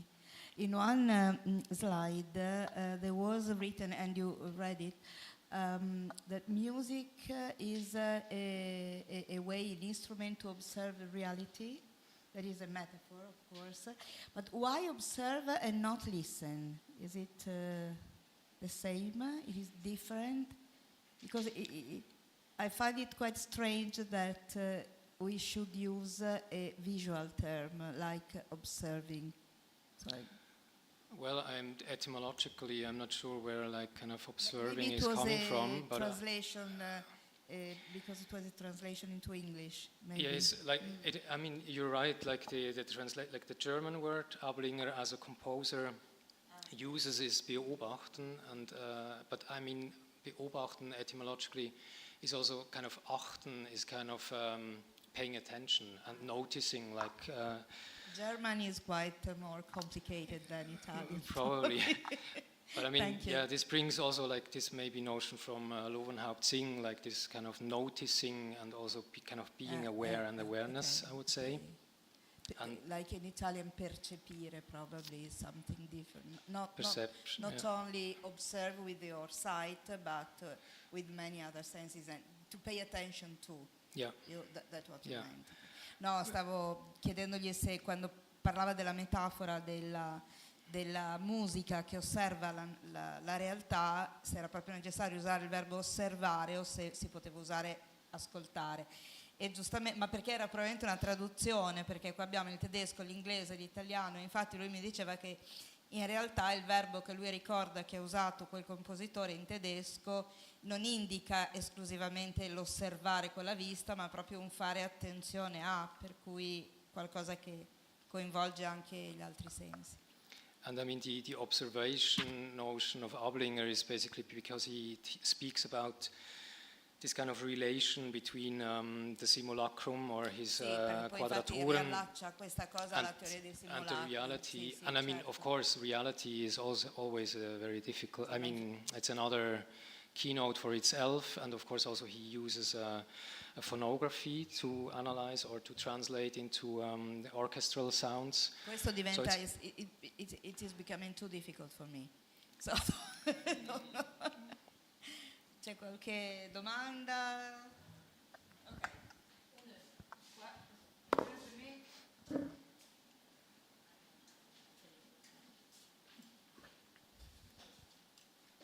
Thank you, Christoph. Just a question to the translation of the deconstruction and construction you were explaining. If you do that with your analog synthesized environment, how much is it a specific methodology? You map certain things to certain parameters, or how much this process happens more intuitively? This is one question. The other one is like the sound examples you're showing over there. Are they showing a specific place, a specific power plant, or how is it organized? Yeah. Mm-hmm. Well, to your second question, it's these are kind of the kind of an composed journey through the emergent moments. So it's really kind of, for example, the last part you're hearing is actually this. What I wanted to show, it's about kind of a technological aspect where you have to synchronize, like before you feed in the energy from the power plant to the power grid, you have to feed the phases of both grids basically exactly. And if this synchronization does not happen, then either the infrastructure gets destroyed or you have blackouts in the power grid. So this is kind of this notion of maybe intellectual approach, which I try to translate also into a musical gesture or in a musical process.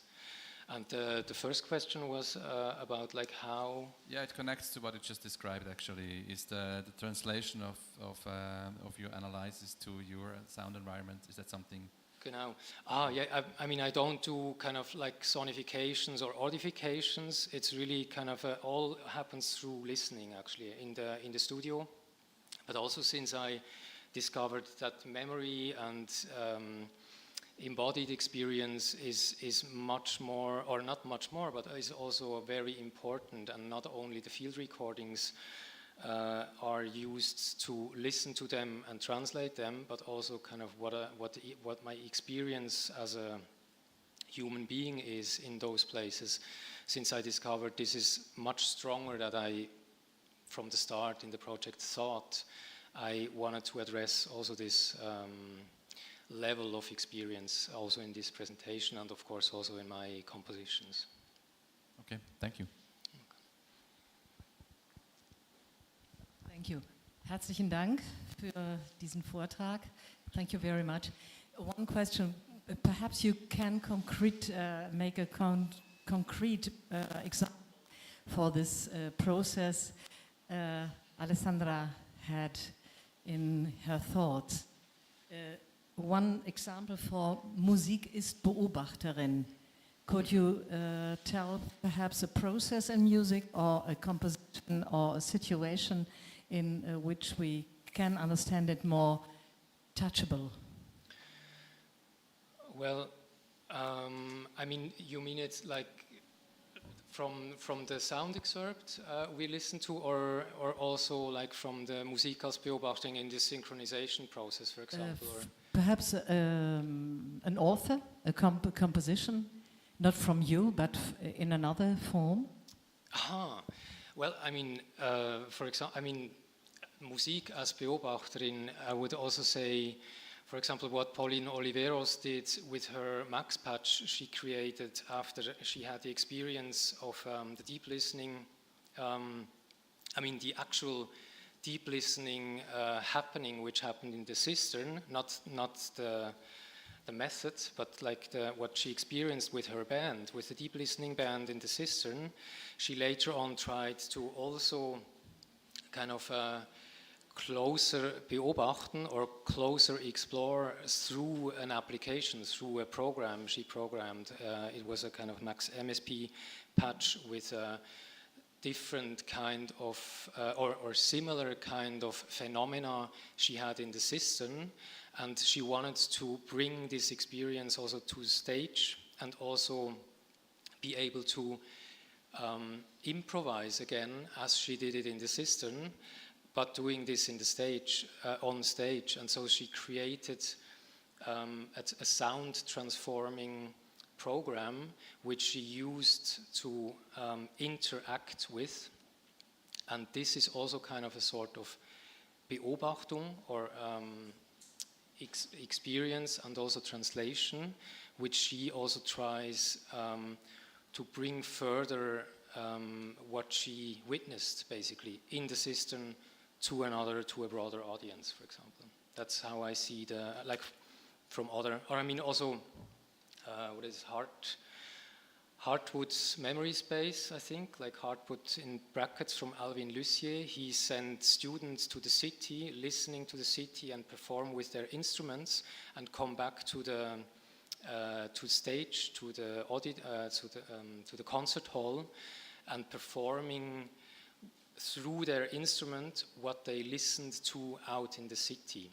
And this is also how I see kind of a strategy of Alvin Lucier, how to beobachten, how to observe from not only like the observation is informed through his and her own listening, of course, but also through the possibilities you have with the instruments. And this is also applied to me, a very specific listening to the world, because I later on use a very specific instrument to translate my experiences, basically. That's how I would respond, yeah.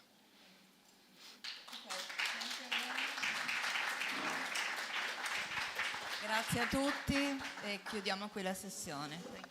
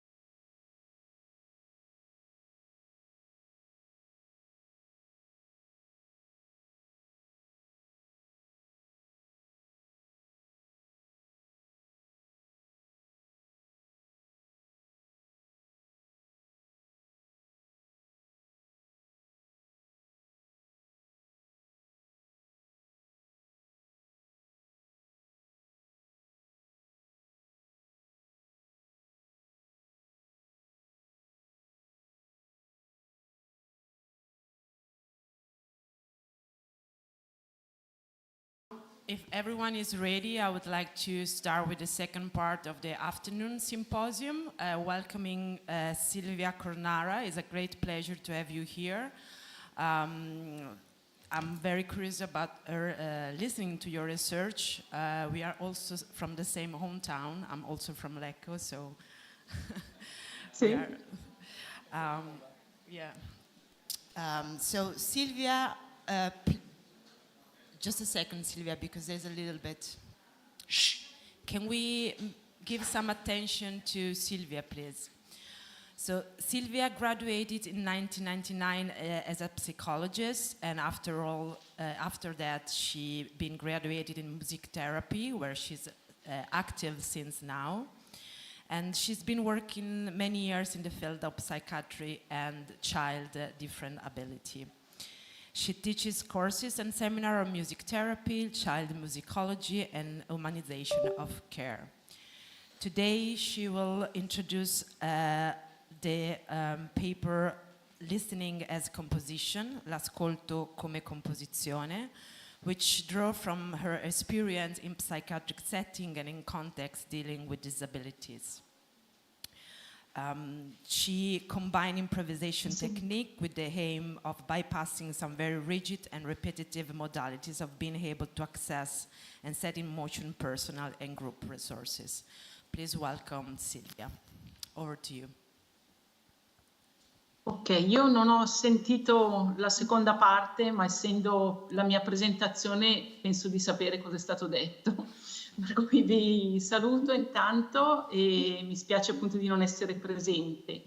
Ci hanno detto di come dire, andare al fulcro delle nostre presentazioni e rispettare i tempi, e quindi è quello che cercherò di fare.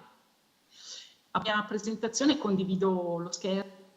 L'ascolto come composizione e aspettate solo un secondo, facciamo così, ok, eccoci, perché ho un ritorno in cuffia un po' fastidioso, scusatemi.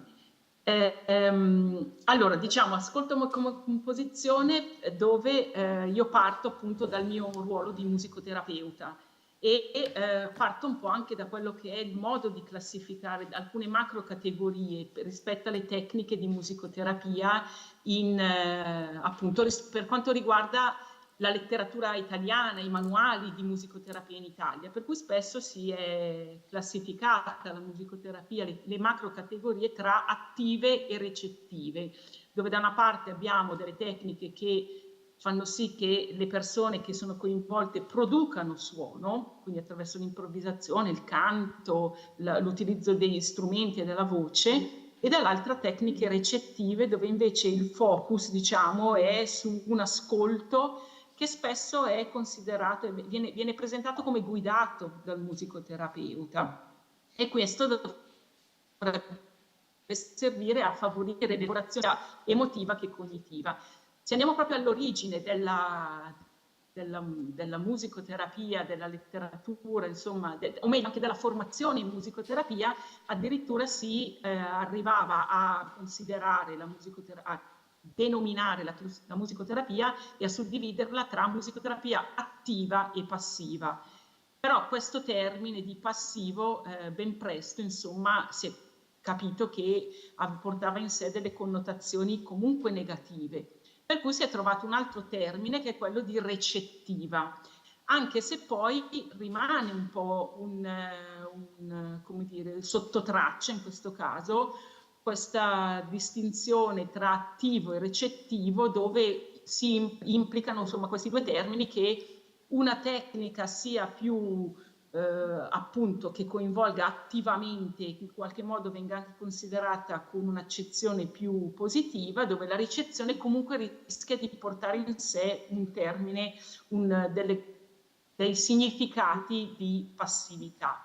Ma noi sappiamo che l'ascolto è tutt'altro che passivo, perché nel momento in cui noi siamo in ascolto siamo attivi. Siamo attivi perché stiamo cercando un senso attraverso i sensi che sono alla base della conoscenza. Siamo attivi perché stiamo componendo un significato. Siamo attivi perché stiamo individuando una direzione verso cui indirizzarci e orientarci. Infatti a me piace utilizzare questa tripartizione del senso della parola appunto senso, dove ci rimanda la parola senso in italiano a questi tre grandi contenitori, queste tre grandi possibilità anche proprio semantiche. Da una parte il senso come significato, da un'altra parte il senso come sensorialità e dall'altra parte appunto il senso invece come direzione. Come già detto anche in precedenza nella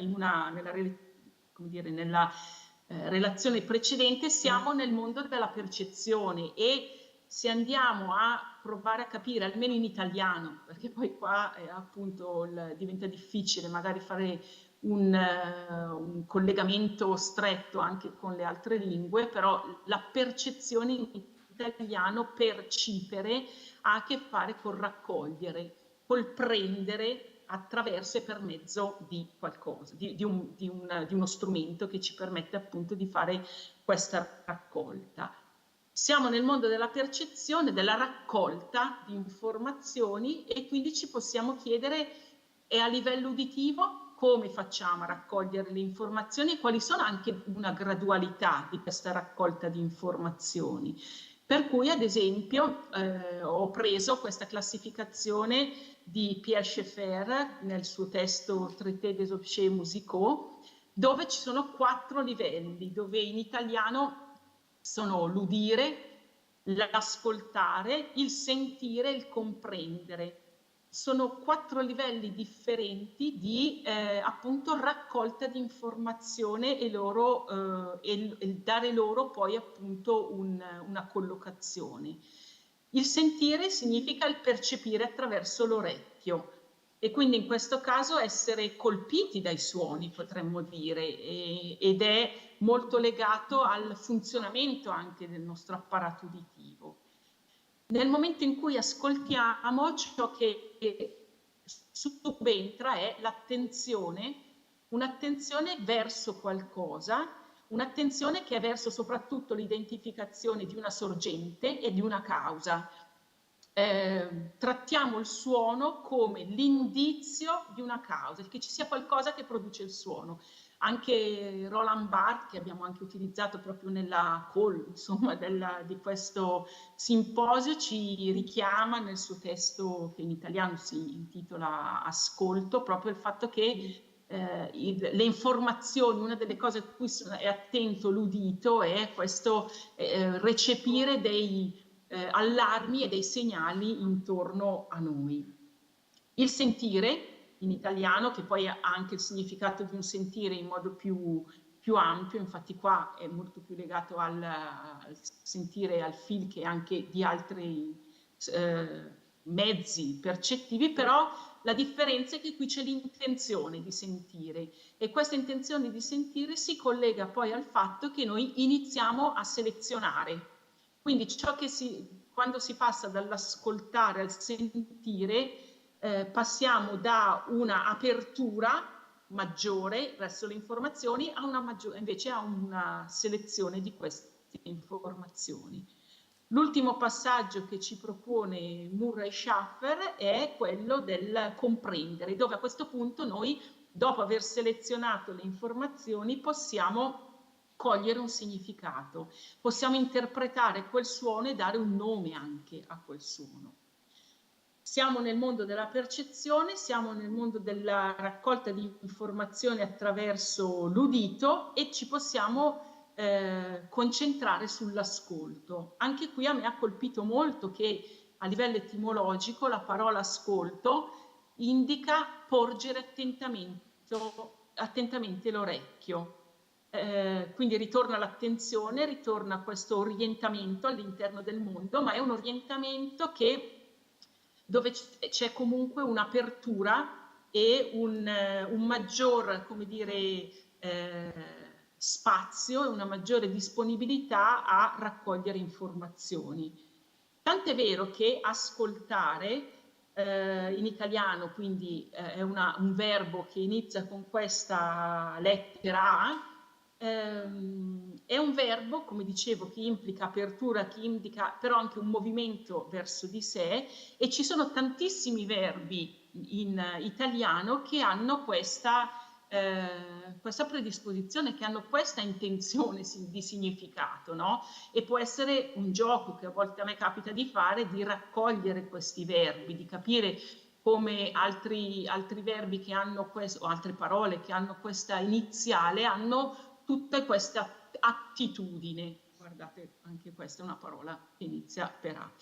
E allora mi piace fare un gioco, ho riportato questo gioco un po' di parole in italiano e poi tentandolo di tradurre in inglese, e mi scuso per la mia traduzione che non è sicuramente perfetta nelle mie slide, però mi piace definire l'ascolto come un essere tesi, quindi l'attenzione, per cogliere, quindi accogliere un senso possibile tra le cose che accadono.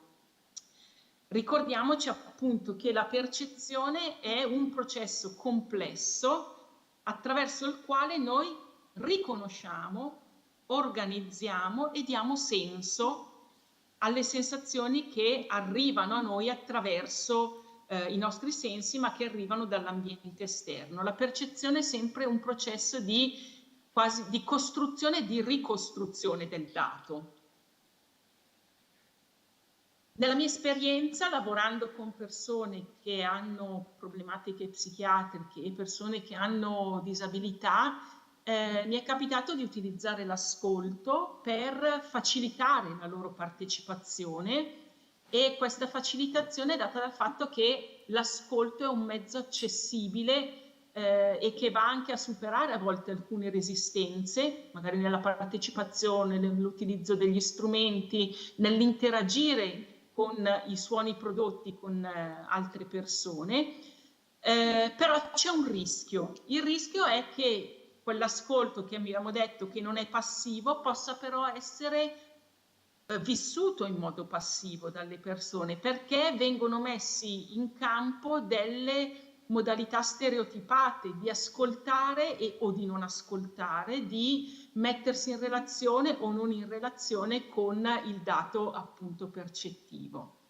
Quindi in questi casi, come dicevo nella mia esperienza, ho trovato utile poter proporre delle attività che permettano di far diventare i partecipanti, cioè che richiedano il loro contributo nella co-costruzione magari della scaletta o di un prodotto dove, all'interno del quale l'ascolto viene poi anche associato ad altri mezzi espressivi. E vi ho portato 3 esempi. Un primo esempio è l'ascolto come ricomposizione. In questo caso è come un collage di frammenti, come un puzzle, potremmo dire, dove le tessere di questo puzzle, i vari pezzi del puzzle, vengono messi in un nuovo ordine. Può essere un puzzle fatto di pezzetti, di tessere che ogni partecipante sceglie magari intorno a una tematica, o come poi magari sentiamo se c'è tempo alla fine, andare a scegliere varie versioni di un brano e poi riarrangiarle per ricomporre quel brano, ma dove ognuno ha la propria versione, dove ognuno ha il proprio modo, ha il proprio stile per raccontare la stessa storia, per suonare o cantare la stessa canzone. Quindi un lavoro che è fatto attraverso anche un'individuazione, una personalizzazione.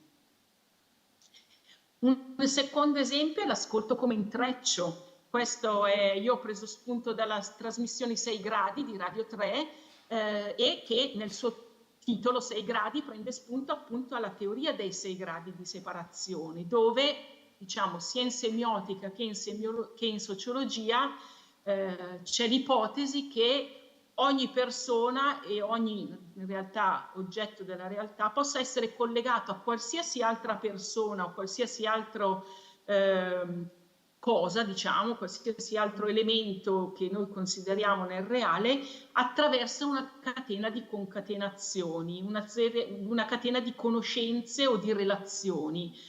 e sono sufficienti 5 passaggi, 5 intermediari per creare una connessione tra due elementi che ci possono sembrare completamente separati e distinti tra di loro.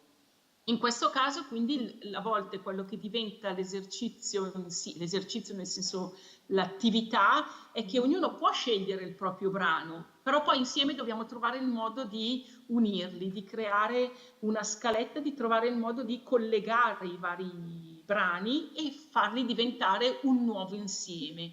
Questo significa anche molto pensare in modo creativo e collaborare.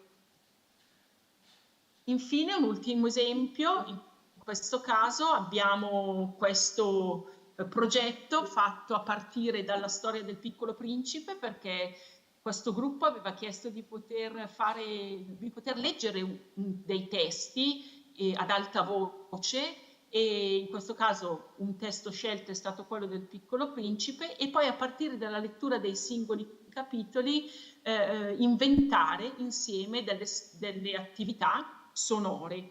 Una di queste attività, quando siamo arrivati al momento in cui il Piccolo Principe gira tra i pianeti, è stata quella di inventare dei pianeti sonori che poi sono stati collegati tra di loro e sono diventati una storia sonora, quello che una volta avremmo chiamato un radiodramma. Scelto loro il titolo da dare, questo è il viaggio di questi due protagonisti, Bob e Roby, alla ricerca dell'acqua. Partono dal pianeta oscuro per andare sul pianeta inventati dai componenti del gruppo, sono pianeti sonori, per cui c'è il pianeta dove una ragazza del gruppo si è chiesto: ma E.T. quando va via dalla Terra, quando va al suo pianeta, dove va? E quindi ci siamo inventati il pianeta sonoro di E.T. Venere come pianeta dell'amore. Poi c'è qui, adesso questo magari diventa complicato tradurlo poi in inglese, ma quando ti dicono vai a quel paese, dove si va? E quindi in questo caso ci siamo anche molto divertiti a mettere un collage di brani dove mandiamo a quel paese o dove veniamo mandati a quel paese.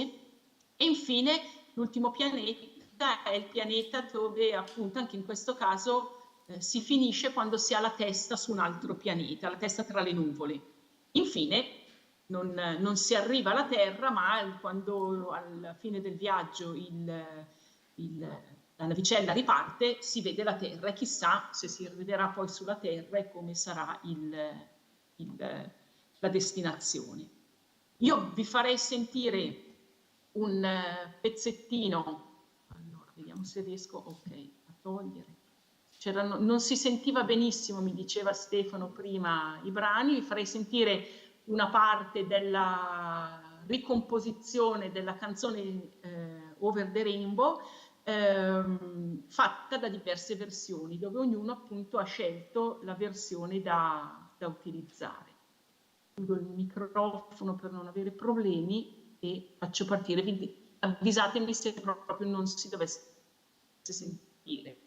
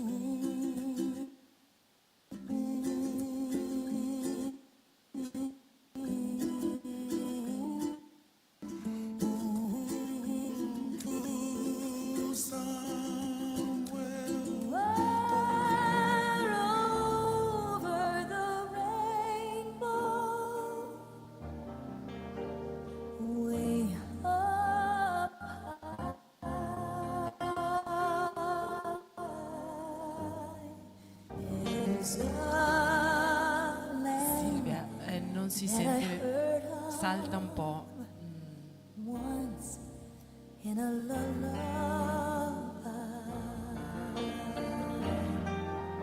Somewhere over the rainbow, skies are blue,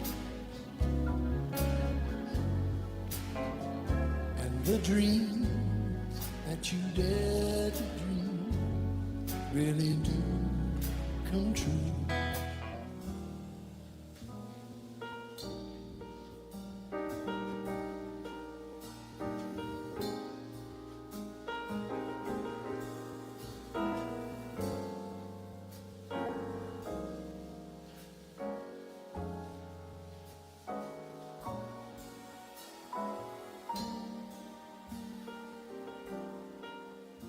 Someday I'll wish upon a star and wake up where the clouds are far behind me, where troubles melt like lemon drops way above the chimney tops. That's where you'll find me. Oh, somewhere, oh, the rainbow, bluebirds fly, birds fly, oh, the rainbow.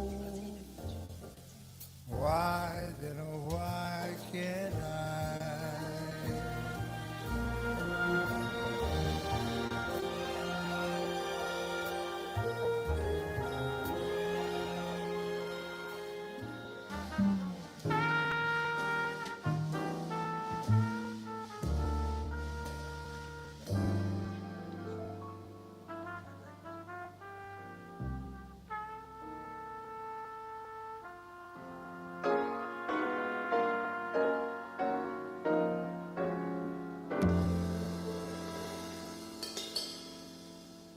If happy little bluebirds fly beyond the rainbow, why, oh, why can't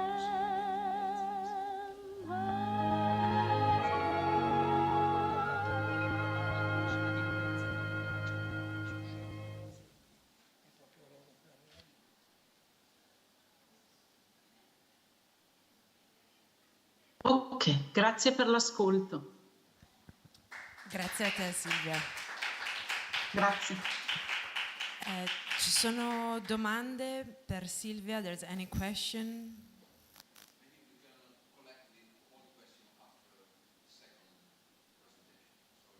Well, I will, if there is one or two questions, so we can move on, like, yeah.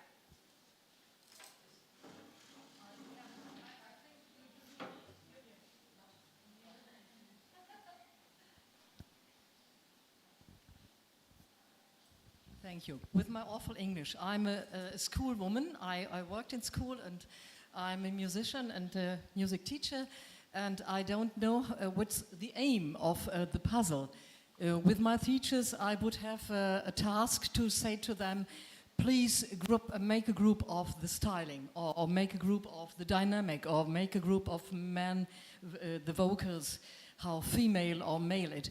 Which, for me, is the question, which group do you aim and which task do you tell them to work creatively with the puzzle pieces? It's a didactical question only.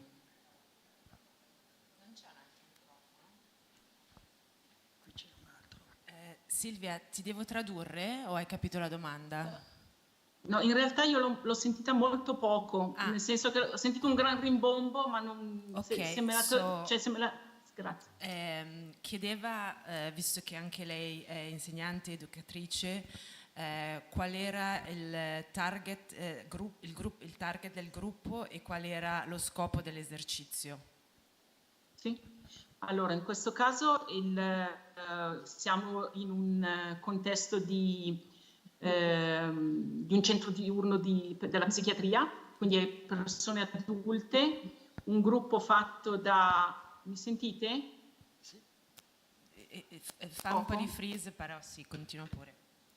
Ok, no, dicevo un centro diurno psichiatrico con persone adulte, un gruppo più o meno di 8 persone, erano 5 ragazze e 3 ragazzi, e in questo caso l'idea è quella proprio di riuscire a uscire dalla rigidità di alcuni meccanismi che spesso sono presenti. Ok, si sente? Nel senso che poi nel momento in cui c'è solo un ascolto dove magari la persona va ad ascoltare un brano che ha scelto, si perde un po' in questo ascolto, la sua partecipazione rischia di diventare veramente un po' passiva. Il fatto di mettere in campo invece delle pratiche di rielaborazione di quello che si ascolta, in questo caso in modo abbiamo ascoltato tante versioni di questo brano, abbiamo scelto c'è chi ha proposto di una sequenza magari di voce maschile, femminile, di solo brani invece strumentali, e poi li abbiamo provati, li abbiamo ascoltati, li abbiamo composti insieme. Questo diventa un modo per persone che sono ormai da tanti anni anche in una situazione magari di meccanismo abbastanza rigido e abbastanza congelato, invece di smuovere quelle che sono delle proprie risorse personali e relazionali, perché c'è anche poi tutta una contrattazione da mettere in campo.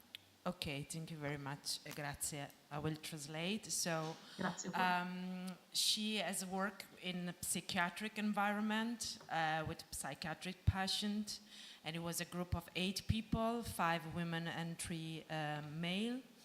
And the task was to go beyond the rigidity of interpreting some song, some composition together.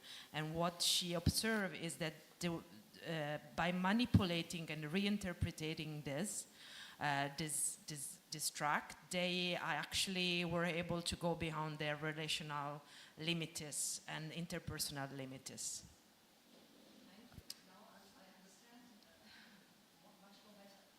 Thank you. Grazie. Grazie Silvia, ti salutiamo, continuiamo con la presentazione. Stai con Nest? Certo, perché la seconda parte è un lavoro collaborativo. Se non ci sono altre domande continuiamo, che siamo un po' stretti coi tempi. Il secondo intervento di questo pomeriggio, so the second intervention of this afternoon, it's a collaborative research between Silvia Cornara and Mario Pigazzini. Mario started his career as a nurse, and after graduating in psychology from Padova University, he started working in the Department of Mental Health of Lecco Hospital. Since 1994, he collaborates with the Center of Study of Dynamic, Complex and Nonlinear System of the Insubria University. And today, they will present a research that draws from the field of neuroscience and specifically from the emergence of new concepts connected to the synchronization and interaction between brains, pushing on the experience with the technique of group listening to the whispers of the unconscious. This research took 7 years to be made and 8 psychologists, and the work that they're going to present reflect on the feedback with the therapist. Mario, sei pronto? Sì. Grazie mille per l'ascolto. Forse io farò una presentazione molto diversa da quella che ha fatto Silvia, anche se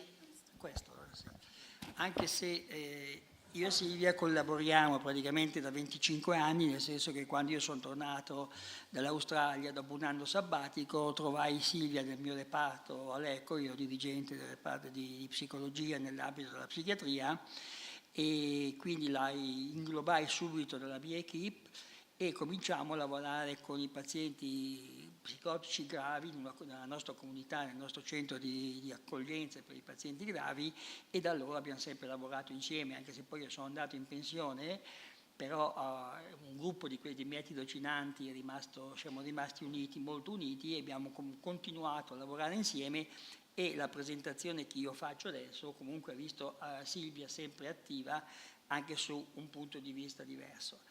Quello che noi presentiamo qui è a un certo punto come ascoltare i sussurri, diciamo, le difficoltà di comunicazione con un paziente psicotico ha, perché voi sapete benissimo che il paziente psicotico parla a volte più col corpo, parla in maniera molto differenziata, eccetera, quindi gli strumenti classici, diciamo, interpretativi della psicoanalisi e delle varie teorie psicologiche funzionano abbastanza poco.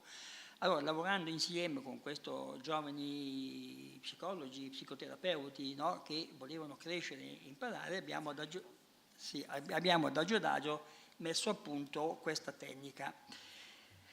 Quindi dalla complessità dell'inconscio, no, alla fare in modo che emerga il vissuto della persona. Siamo partiti dai concetti fondamentali delle neuroscienze, di sincronizzazione e integrazione, che avete sentito parlare anche ieri, e da questi concetti, quindi se tutto è sincronizzato, se quando si lavora insieme, ogni persona che fa parte del lavoro comunica automaticamente con l'altra attraverso un'esperienza di reciprocità. Questo gruppo di 8 persone, questo gruppo di 8 persone, no, di cui faceva parte anche Silvia, ma in questo caso non era presente, praticamente cosa facevamo?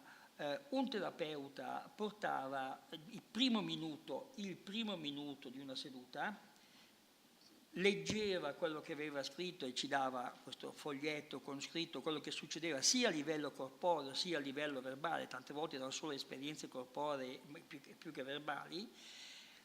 Si cominciava, gli altri membri del gruppo, quindi 7 su 8, cominciavano a delirare, lo dicevamo delirare, nel senso che ognuno diceva tranquillamente quello che gli veniva in mente. Questo creava una circolarità di esperienze che emergevano adagio adagio e noi non sapevamo niente del paziente, ma niente di niente. Dopo 40 minuti il terapeuta principale ci dava alcune informazioni, maschio, femmina, sposato, non sposato, figli, grado di istruzione, ma pochissime cose. Aggiustavamo il tiro e dopo 10 minuti il terapeuta principale, quello che voleva portare, ci dava, si discuteva con lui cosa avevamo capito o non capito.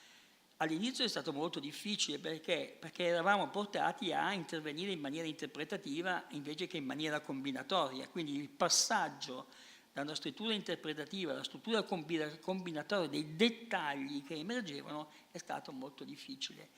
Ci abbiamo messo 1 anno o 2 più o meno a imparare bene il metodo e poi abbiamo cominciato a registrare e ci rendevamo conto che riuscivamo a individuare dall'80 al 90% della vita di un paziente senza saper niente del paziente se non quel primo minuto. Quindi ci siamo resi conto della potenza elaborativa che i 7-8 cervelli insieme riuscivano a mettere in azione.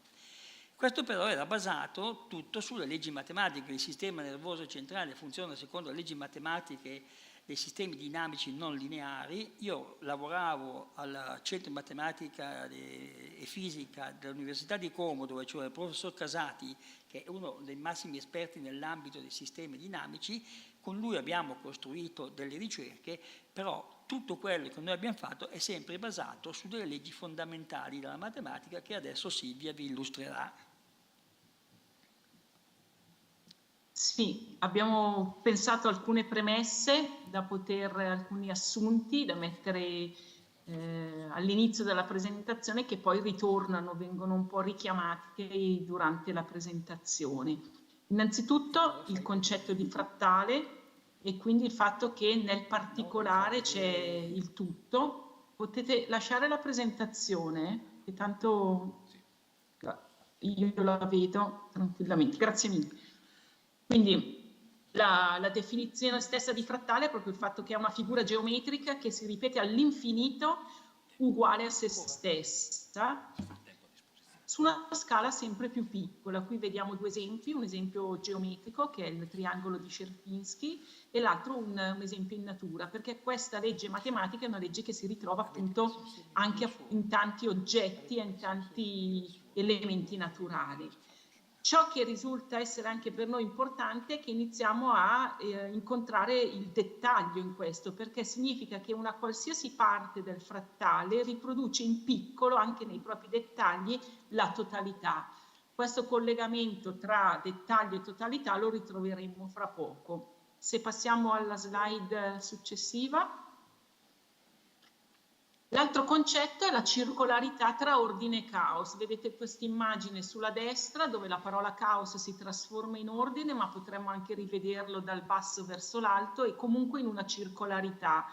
Dal disordine si passa all'ordine, dall'ordine si passa al disordine. Questo è un processo che risulta essere ricorrente e dentro al quale in qualche modo sia il caos che l'ordine li possiamo leggere sia come la trama che come l'ordito della nostra esperienza, quindi sia a un livello più superficiale di quello che viene narrato, che poi anche dalla struttura che ci sta sotto. Anche lì c'è ordine e caos e c'è un dialogo e una continua circolarità. In questo l'inizio di qualsiasi esperienza, l'inizio di qualsiasi processo, di qualsiasi relazione è il momento più caotico, ma caotico non in termini negativi, ma in termini di momento dove c'è la maggiore informazione. Lì in realtà c'è forse già tutto, siamo noi che non siamo ancora in grado di coglierlo, questo messaggio, abbiamo poi bisogno della ricorsività. E qua torna anche il fatto che, come c'era scritto prima, dipende però anche da chi osserva e da chi narra quell'ordine, quel caos. Tant'è vero che l'osservare è sempre un osservare, noi consideriamo i dettagli, ricordiamoci appunto il frattale, cioè questa immagine di questo pittore spagnolo è un tutto, una presenza di personaggi e di punti di vista e di osservazione differenti all'interno del quadro che si mischiano e dove a seconda di dove noi poniamo lo sguardo abbiamo una prospettiva e possiamo cogliere dettagli diversi. Il modo con cui noi osserviamo gli altri influisce il loro modo di essere, influisce su di loro e il nostro modo di osservare è parte del sistema complesso e va a definire anche questo sistema di sistemi interagenti. L'ultima premessa riguarda invece il concetto di rumore, forse un concetto che quindi va a centrare anche molto e che riguarda anche molto il suono, ma dove il rumore lo possiamo considerare o come interferenza o come informativo, come ciò che fa la differenza. Da una parte il rumore diventa un'interferenza nel momento in cui è un suono che è troppo presente, troppo ricorrente in noi, nel senso che è ciò che riguarda i nostri schemi, le nostre teorie interpretative che però rischiano di coprire tutte le altre possibili informazioni e soprattutto coprire i dettagli, quei dettagli che ci risultano dei rumori perché non li riusciamo ancora a decifrare, magari facciamo anche un po' fatica a percepirli, ma in realtà sono un'informazione preziosa, un'informazione che è da accogliere, un'informazione che è da ascoltare e dalla quale lasciarsi modificare. Tant'è vero che accogliendo questo rumore possiamo porre dei punti all'interno del nostro sistema di informazioni che ci permettono poi di costruire delle linee, delle traiettorie che sono probabilmente più corrispondenti a quello che è l'insieme del sistema. E ridò la parola a Mario. Ecco, partendo proprio da questo concetto di informazione, noi dobbiamo ricordarci che il nostro cervello è una perfetta macchina predittiva. E questo è una cosa ormai assolutamente assodata, quindi leggo perché mi hanno sollecitato a essere veloce, quindi l'enorme patrimonio di informazioni che raccogliamo attraverso l'osservazione di questi dettagli, come appunto ci ha fatto presente Silvia, no? Che il nostro cervello ha accumulato sia su base genetica che su base di esperienza, costituisce una riserva di conoscenze che fanno parte del cosiddetto inconscio, che sia l'inconscio freudiano, che sia l'inconscio automatico delle neuroscienze, eccetera, ma è sempre comunque questa parte inconscio, no? che coordina la nostra vita quotidiana. Quindi nei nostri circuiti neurali noi abbiamo costruito questo patrimonio enorme di conoscenze e sono i nostri circuiti neurali che coordinano e dirigono la nostra vita, per fortuna, perché loro funzionano in maniera autonoma e automatica e riescono a risparmiarci tanta fatica. Se non ci fosse questo lavoro inconscio noi non sopravviveremmo. Infatti la maggior parte del lavoro che viene fatto, questo ormai è ampiamente codificato, viene fatto dal lavoro, il cosiddetto lavoro nascosto. Tra gli input che entrano e gli output, la stragrande maggioranza del lavoro che il nostro cervello fa è assolutamente nascosto. Quindi il grande lavoro è decifrare questo, riuscire a dare un senso a tutto questo. Quindi quello che è il lavoro nascosto del nostro cervello, perché è qui che sta dentro tutto quanto. È quello che Freud e gli altri psicanalisti, psicologi, eccetera, hanno cercato di decodificare, partendo dalle teorie. Noi ci siamo resi conto che lavorando con i pazienti gravi serviva poco partire dalle teorie, e abbiamo cominciato invece a partire assolutamente dai dettagli. E come si fa a partire? Attraverso i processi top-down. No? Voi sapete che c'è il famoso concetto di lapsus freudiano, e il lapsus freudiano è un grande errore di Freud, perché in realtà non c'è nessun lapsus, il paziente ci dice la verità, siamo noi, no? Che quando noi interpretiamo, capiamo male una parola che dice il paziente, è perché il nostro cervello, attraverso i processi top-down, ci informa, no? Vi faccio un esempio così, uno dei tanti esempi. Un paziente entra, vedo che cammina male, no? Quindi le prime informazioni che io ho sul paziente è che lui sta camminando male, no? Io non ci faccio più di caso, lui si mette sul lettino, io mi metto sulla mia posizione, siamo in un contesto psicoanalitico, no? E lui mi dice, oggi sono nervoso. Io capisco, oggi sono melmoso. La cosa mi lascia perplesso, e gli dico, cosa ha detto? E lui mi dice, ho detto nervoso. E lei cosa ha capito? Io ho capito melmoso. Ha ragione lei. Stamattina mi sono incazzato col mio collega di lavoro, ho fatto su un casino, adesso sono impantanato e non so da che parte andare, e così comincia la seduta. Non è stata se io avessi interpretato come un lapsus del paziente, quindi il paziente mi stava dicendo qualcosa, in realtà era il mio cervello che aveva ricevuto le informazioni sensoriali del movimento che mi aveva detto, guarda che questo è impantanato in qualcosa, però al momento non l'ho capito. Quando lui mi dice, mi aggiunge la componente verbale, il mio cervello fa 2 più 2 mezzo 4 e fa dire a me capire melmoso. Il contatto con il paziente risolve il problema. Quindi la maggior parte dei processi mentali si chiamano processi top down. Le informazioni che arrivano alla corteccia superiore del nostro cervello vengono elaborate in maniera nascosta, cioè senza che noi non ci accorgiamo, ma se noi stiamo attenti a noi stessi, cioè se noi impariamo ad ascoltare noi stessi, riusciamo veramente a capire e ad entrare in contatto di più col paziente. Quindi tutto il lavoro che noi abbiamo fatto per anni, più o meno dal 2013, quando abbiamo cominciato a lavorare con Silvia e gli altri 6 colleghi in questa maniera, sta proprio in questo, fare in modo di leggere dentro di noi in maniera, utilizzando i processi top down che i nostri cervelli ci insegnano e che trovate ormai scritti in tutti i manuali di neuroscienze, eccetera, sono dei libri bellissimi scritti su questo, no? È più facile decodificare e essere in ascolto veramente di quello che il paziente vive, ma passando attraverso l'ascolto di noi stessi. Quindi c'è proprio questa circolarità che diceva prima Silvia tra l'inconscio del paziente e il nostro inconscio. Se poi ci mettete che sono in 7, quindi non è più il mio inconscio, l'inconscio del paziente, ma l'inconscio di altre 7 persone. E questo lavoro di gruppo che si fa per decodificare diventa proprio un vero e proprio lavoro di decodificazione e di comprensione molto approfondita di quello che il paziente vive.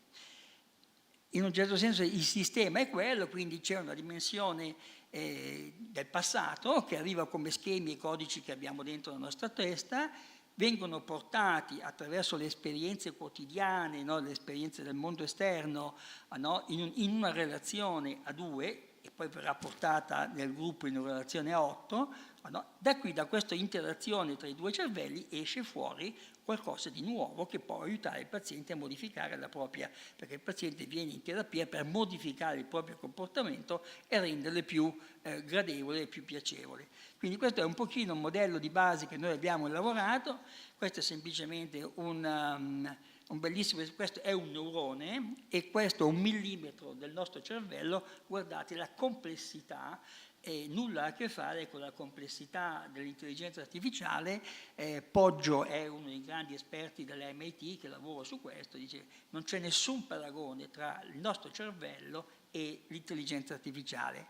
E infatti è quello noi che sosteniamo, che praticamente lavorando in questo modo noi riusciamo a entrare molto più in profondità e non su base statistica o per caso, ma in maniera proprio diretta, perché la proviamo, la viviamo sulla nostra pelle. Questo libro di Anil Seth è uno degli neuroscienziati al Sussex University, che ha avuto molto successo, è pubblicato 2 o 3 anni fa, e parte proprio dal principio che, tra l'altro, ieri, nella prima presentazione che ha fatto Giovanni, Ignazio, eccetera, se vi ricordate, diceva esattamente: siamo noi che creiamo la realtà, non esiste una realtà oggettiva, la realtà è come noi la viviamo e la interpretiamo. E questo indubbiamente ci aiuta a entrare più in profondità dentro l'esperienza soggettiva. Sì.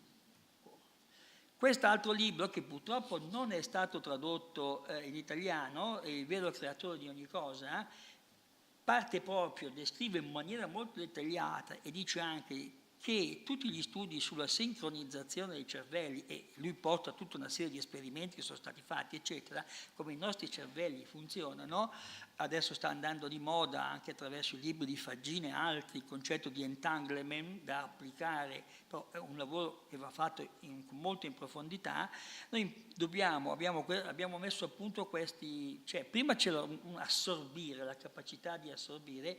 Assorbire è un principio poco utilizzato in psicologia, veniva utilizzato quando ero alla Tavistock Clinic negli anni 90, veniva utilizzato molto, ma poi non è mai stato purtroppo approfondito. Invece sta riemergendo adesso, quindi il primo passo è assorbire quello che il paziente racconta, far fluire attraverso il nostro cervello e il cervello degli altri per generare nuovi insight e quindi fare di nuovo interagire in concetto di circolarità.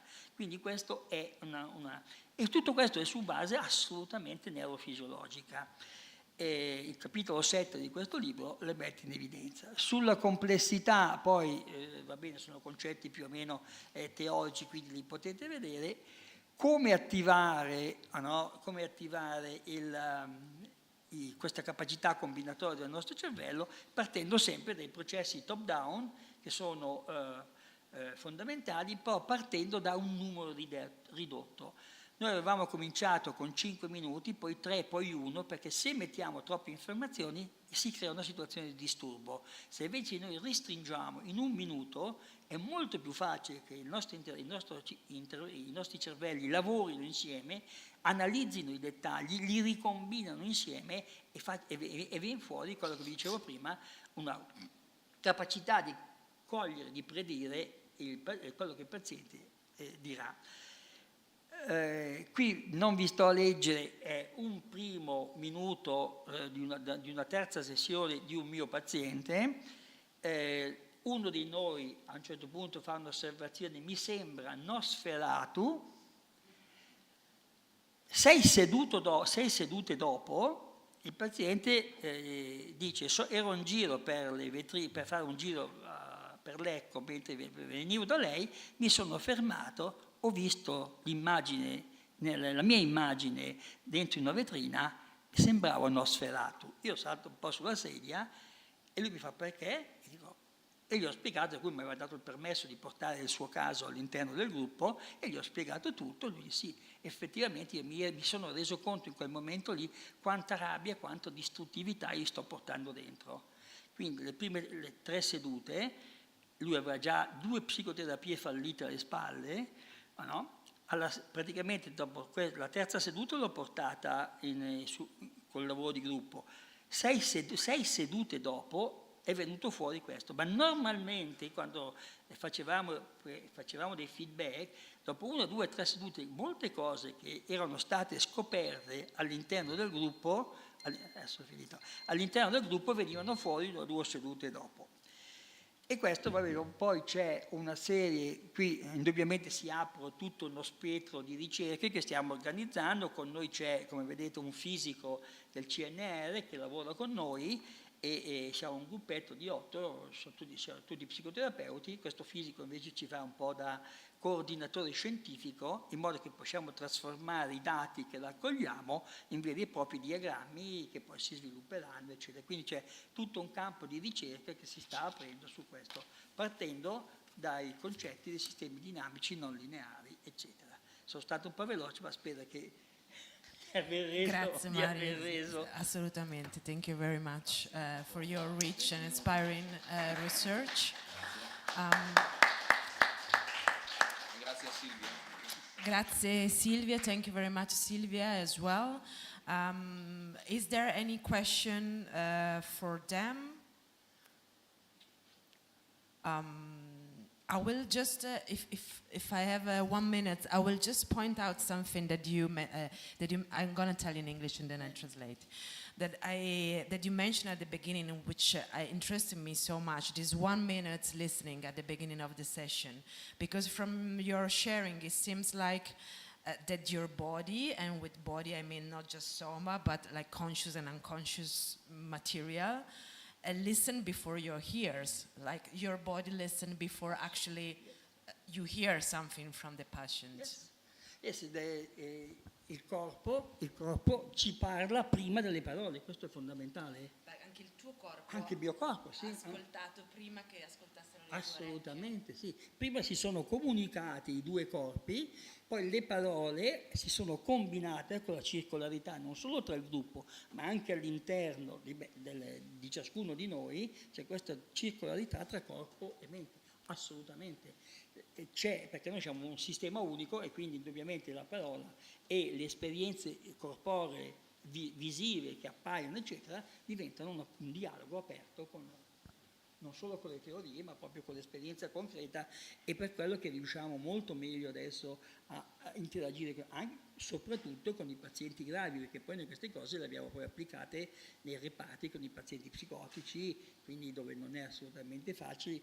Abbiamo fatto con Silvia dei gruppi di psicoterapia con i pazienti psicotici, facendo partecipare, io coordinavo il gruppo, ma facevo partecipare i tirocinanti con gli psicotici, e dal giorno che ho messo insieme psicotici e tirocinanti, anche gli psicotici funzionavano molto meglio, quindi c'è una comunicazione molto più ricca, perché anche i 3 tirocinanti che partecipavano interagivano perfettamente con il loro corpo, con i pazienti psicotici.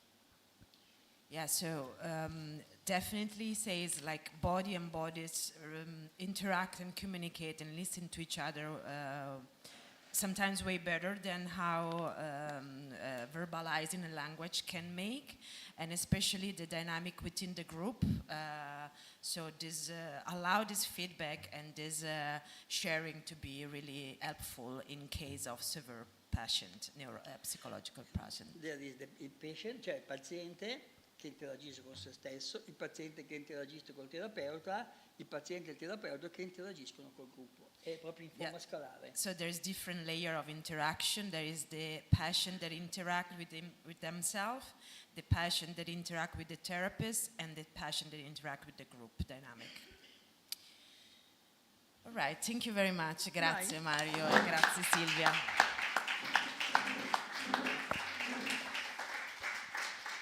Grazie e buona continuazione. Grazie Silvia, a te. Silvia, grazie, arrivederci. Arrivederci. So I ask you to bear a little bit more and to give some attention to the last speaker of today. Welcome Arthur Vidal with us. Hello. Hi, welcome. Thank you. Welcome everyone. Arthur is a London-based and Spanish-born saxophonist player who grew up in Paris, where he studied music, philosophy, and art history. Arthur's works involve file recording, sound walk, dance, and improvisation. He has been doing academic research in London of improvised music and has become a certificate teacher of Pauline Oliveros' deep listening practice. He has published 2 collections of texture, The Hum and the Valley 2021 and The Friendly Algorithm 2018. Today he will present Sonic Meditation, Body, Improvisation and Togetherness, which is a work that is inspired by Pauline Oliveros' practice, but also goes beyond that. And we're gonna listen how. Thank you very much. Yes, thank you so much for the presentation. Thank you for being still here. Yes, thank you. It's quite accurate. So, in fact, I have slightly shifted my presentation because I think I need a few more steps to reach the initial topic. However, I will mention at the end of the presentation, in fact, what you were maybe referring to in terms of spatial justice. But today I will a bit narrow down more to some origins of the sonic meditations around the somatic movement and improvisation, most of all. So, as some of you might already know, sonic meditations are 25 text scores created by American composer and improviser Pauline Oliveros in the early 70s. They are dedicated to the women's ensemble and Amelia Earhart. The women's ensemble originates as, I quote, an improvisation group, both vocal and instrumental. The reason for its creation includes, according to Oliveros in one of the interviews she gave, giving more musical opportunities to female artists on the campus of San Diego University, where she was teaching at that time. Earhart was a renowned aviator from the early 20th century that you can see on the picture to the left, recognized for her impressive achievements in aviation, as well as for her ability to carve out a significant role for herself in a sphere largely dominated by men. Paying particular attention to the first piece of these sonic meditations, which is called Teach Yourself to Fly, and that resonates with the pilot this work is dedicated to, I would like to reflect on the pivotal shift that is experienced by the women's ensemble regarding improvisation. We have a practice that goes away from a goal-oriented production of sound in favor of something that would be more about focusing on breathing cycles. Oliveros concludes that with this piece, I quote, we could no longer call our activity improvisation. In this presentation, I would like to look at how Oliveros, influenced by the somatic movement in the US, in the United States, develops a musical practice based on a way of listening to the body that rather than removes, I would say, displaces improvisation, at least in that piece, and in the context of a work being created, and also a work being created for musicians, but also non-musicians.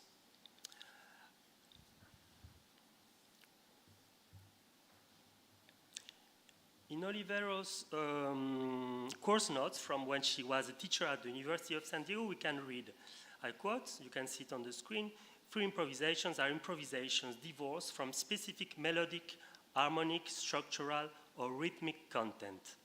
And she also adds, improvisation actions are to be spontaneous and intuitive rather than planned or automated. She also refers to the challenges that are linked to this practice since, I quote, even in free improvisation, there is a tendency to do too much, to become indiscriminate and motorized, to overload the texture and the senses. Meditation. At the beginning of our article on sonic meditations, Oliveros defines meditation as steady attention and steady awareness for continuous or cyclic periods of time. Attention refers to being focused on something specific, whilst awareness is broad, diffuse, and inclusive. We can also add here that sonic meditations were created in all-female ensemble environment, and I quote here a brochure that was unpublished but created by the ensemble, the women's ensemble, that says that explains that it is to explore the potentials of concentrated female creative activity, something the brochure says that which has never been fully explored nor realized. There were some meetings where some men were involved, and there is letters of Oliveros explaining how, at that time in the 70s, these mixed gender groups did not work well. The score that we are looking at today, so the first score of the sonic meditations is Teach Yourself to Fly. This is a manuscript of the score. You can read it there, but I'm just would like to emphasize how Oliveros in this score insists on this idea of observing your breathing cycle, which is the leitmotif of all the sonic meditations, but probably it's even more emphasized on the first one. So Oliveros indicates to always be an observer and invites participants to gradually make their breathing audible. Oliveros continues by inviting the members of the ensemble and the participants to gradually introduce their voice, allowing vocal cords to vibrate in any mode which occurs naturally. The meditation continues as long as possible naturally and until all others are quiet. In this version, that is not is an unpublished version of the score, but it's pretty much the same.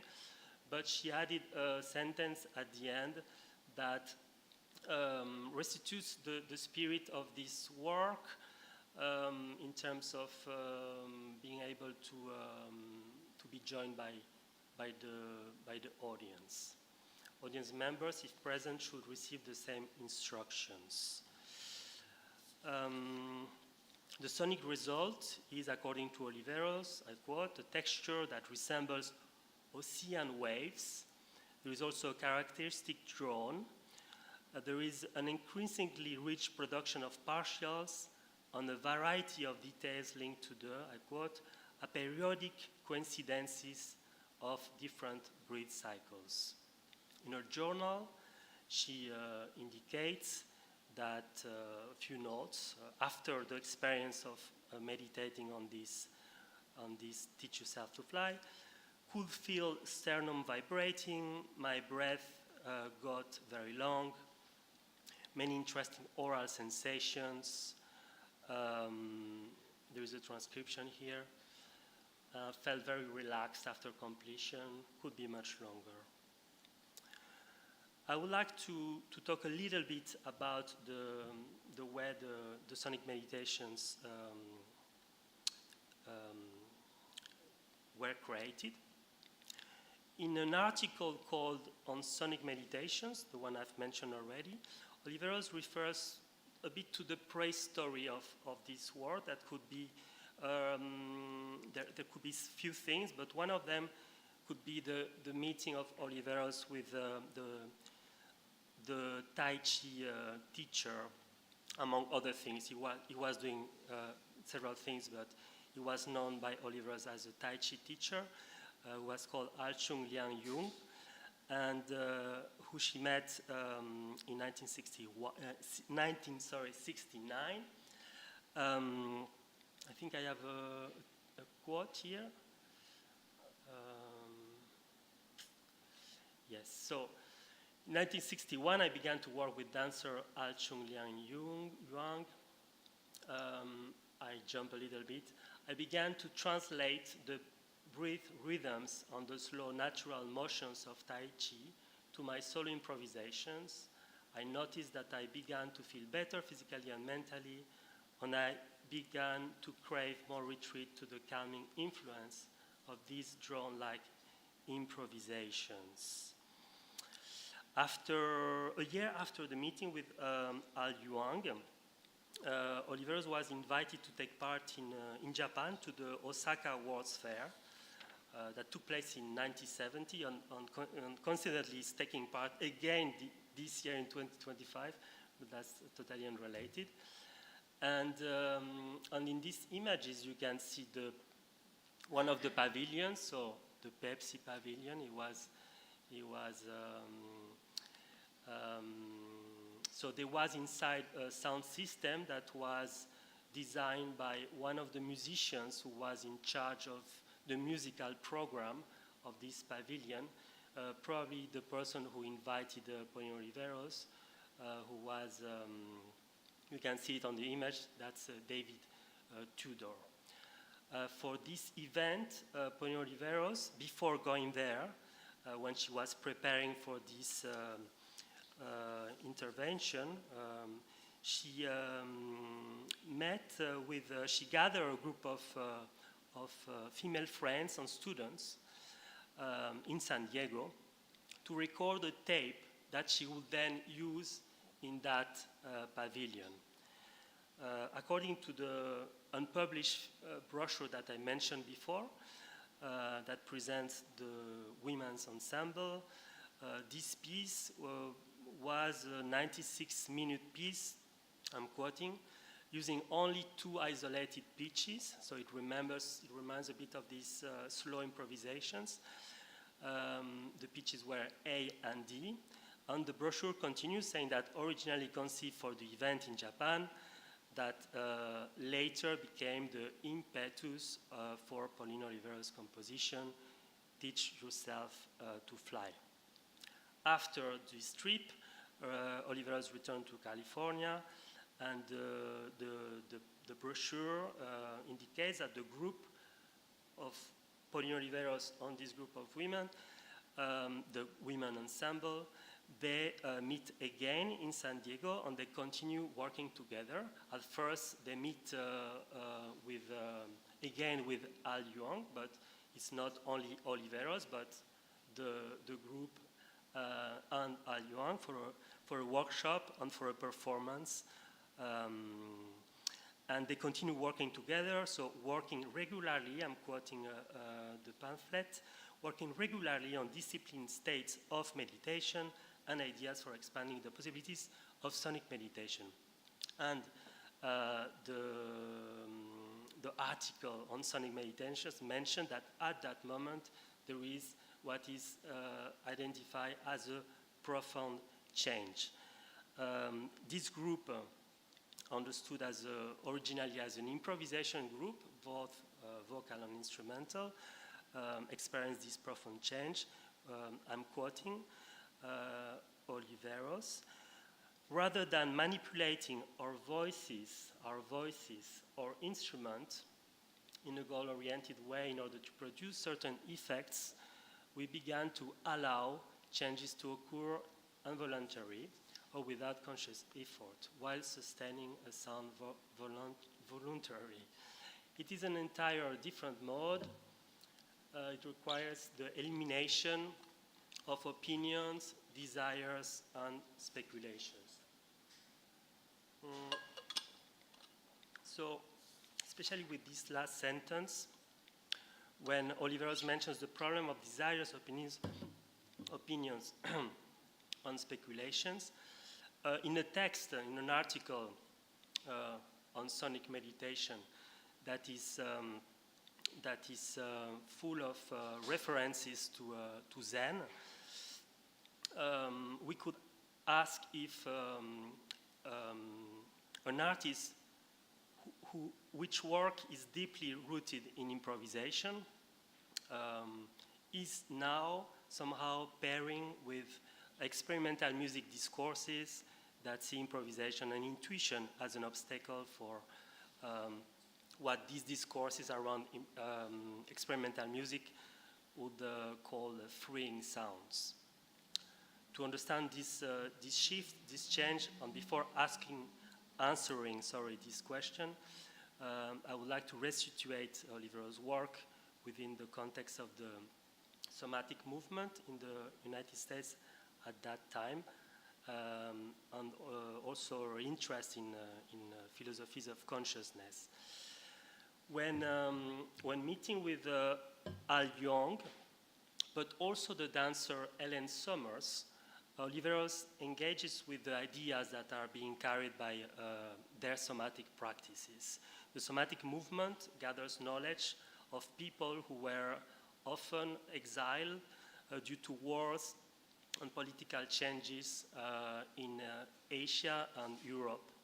That is the case, for instance, of Al Young, who left China as a child during the Communist Revolution, first to Taiwan and then to the United States. According to the researcher John Kapustas, this movement, somatic movement, is also informed by books such as psychologist Robert Ornstein's, who wrote The Philosophy of Consciousness, a book that he reminds Oliveros read on Seated. The author of the book distinguished two main modes of consciousness, which might be a bit not so up to date in relation to what was mentioned before, I don't know. One mode is verbal and rational. The other is intuitive, tacit, diffuse, less logical. The book develops the arguments around the right brain, the split brain theory. The right brain would be more intuitive and the left brain more rational. Within that scientific and cultural context, the body as soma is understood as an intuitive body. And the somatic movement seems to put at first an attention towards what the body needs or says. It activates the so-called right brain. And in that sense, observing to the breathing cycles, as indicated in Oliveros' text score, could be understood as a practice of listening to the body that Kapustas he mentions this idea of changing people into somas. Yeah, so we have a few more minutes. I think I'm going to summarize, I think. So just to say that within that theories, the women's ensemble, rather than improvising, we could say maybe that, so rather than manipulating voices or instruments, allowing their vocal cords to vibrate freely, they observe in some ways maybe the body that connects with improvisation through this idea of the intuition. So some kind of displacement of improvisation towards the body.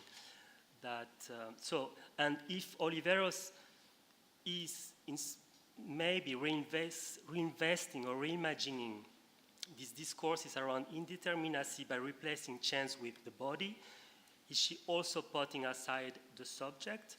So Oliveros' approach towards the subject is informed by the physicist Frisch in this article on sonic meditations, who talks about the fact that according to him, there is, I quote, there is no such a thing as mere observing. So she relies on this idea that the subject who observes the body is also interacting with the body.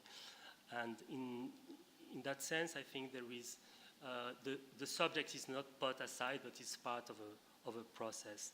Within a group practice, because that's what's happening in the piece, if we follow Olivero's definition of meditation, consisting of attention and awareness, attention could be maybe about focusing on your own breathing cycle, but awareness could necessarily involve being more inclusive the other members of the group. But we could also depart from these approaches and acknowledge some power relations that could be also at stake within a group that includes people of very different ages, experiences, and social status. Indeed, as I mentioned before, several participants are Oliveros students. These power relations can create frictions and manifest, for instance, when, despite Oliveros' indications in some of the sessions of doing non-verbal meetings, some of the participants seem to forget or ignore the rules and decide to exchange some words at the beginning of the session to catch up basically with their friends. Even during the meditation, if we read the account of one of the participants, Bonnie Barnett, we can see that as well as following the process, following the instructions, she also takes the initiative to actively join some of her colleagues or other members of the ensemble, rather than strictly following this idea of observing and following what her vocal cords or breathing cycle suggest.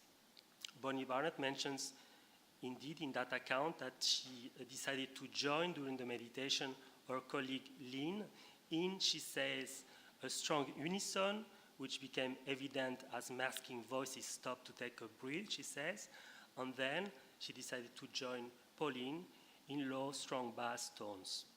Listening to her body, but also joining other members' pitches, Bonnie Barnett seems to introduce a third way. It's not strictly improvisation or moving away on focusing only on the observation of the body. She acknowledged Oliveros' instructions, but reconnects with the ensemble members' interest in improvisation.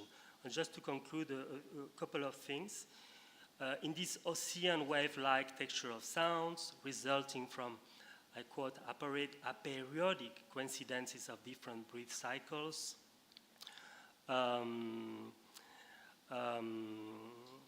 there is like a free association of voices that arises that is neither a musical improvisation nor follows experimental music discourses. The first sonic meditation, Teach Yourself to Fly, of a work in Becoming, could be seen as an attempt to imagine possibilities of being together, following a listening method that focuses on bodies moving freely or intuitively, but also as a result of gestures of adhesion and creative detachment to instructions in a work that is becoming, that reflects ongoing power relations inherent to this social group. And just really to finish by saying that this work, so this is Ellen Summers, this work is, this research is like, so here we can see the kinetic awareness, the body exercises that were done by the women's ensemble. And just to conclude saying that this research comes out of originally of a practice of interest in practicing the sonic meditations that I started a few years ago, and that at the moment on hopefully it will become something I will do in the future to gather some thoughts about the ongoing practice now in London in a house that is interested in gathering different kinds of activists in relation to spatial justice, and who are also interested, at least some of them, in the sonic meditations. And yeah, hopefully there will be this presentation coming in the future about this practice of sonic meditations in this house in London. Thank you. Thank you, Arthur. Thank you so much. Thank you for bringing us insight into Pauline Oliveros' biographical work as well, in terms of journaling and picture, that I guess that I think they are precious inside in terms of the legacy of the artist. Before to open, we have like really 5 minutes to pose some question to Arthur. I just want to ask you something that comes out from listening to your presentation. So it's often the case in Olivera's score that there is no precise beginning of hands. Like generally, a lot of score, they have no precise hands, so conclusion. And I read this as a way of bringing out hierarchy in the improvisation, but also as affirming that there is not such a precise result from improvisation and life. You know, they can overlap and fade into each other. So how does this reflect in your improvisational practice? Yeah, no, it's extremely a good point, and many people have been meeting, practicing sonic meditations often points out this moment where suddenly the meditation ends, and suddenly it feels like it ends in the good moment, pretty much all the time. And I'm not sure, but I think there is something about what you mentioned in terms of hierarchies, maybe also group energies. In the account of Oliveros, it says at the end, I don't know if you saw it, but she really mentions, and in fact she mentions it in yes, just could be much longer, and wish for more intensity from everyone else. I think that's a space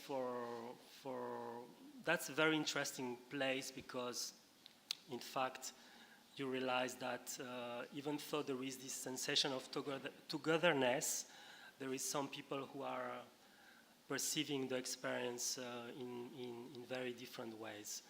And maybe that's a place where improvisation is still very present, and power relations are working.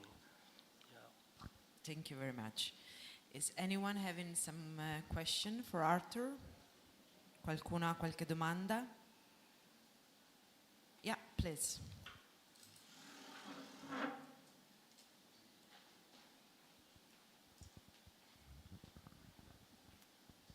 Thank you so much, Arthur, for this very inspiring presentation. I have a question. Do you know about the relationship of the sonic meditations to the other kind of exercises that Pauline Oliveras describes, like in the composer's sound practice book, Deep Listening? Because they somehow have, when you use them or when you work with them, they have somehow a similar effect. They also have this meditative or this aspect of togetherness or free improvisation. So yeah, I was just wondering about that. Yes, yes. I just forgot to mention one thing, that I was showing you the House of Annetta at the very end, also for saying that if you happen to be in London and are interested in joining this practice, you are all very welcome. So that was the point that I forgot to mention. And in relation to what you are saying, yes, there is absolute continuity.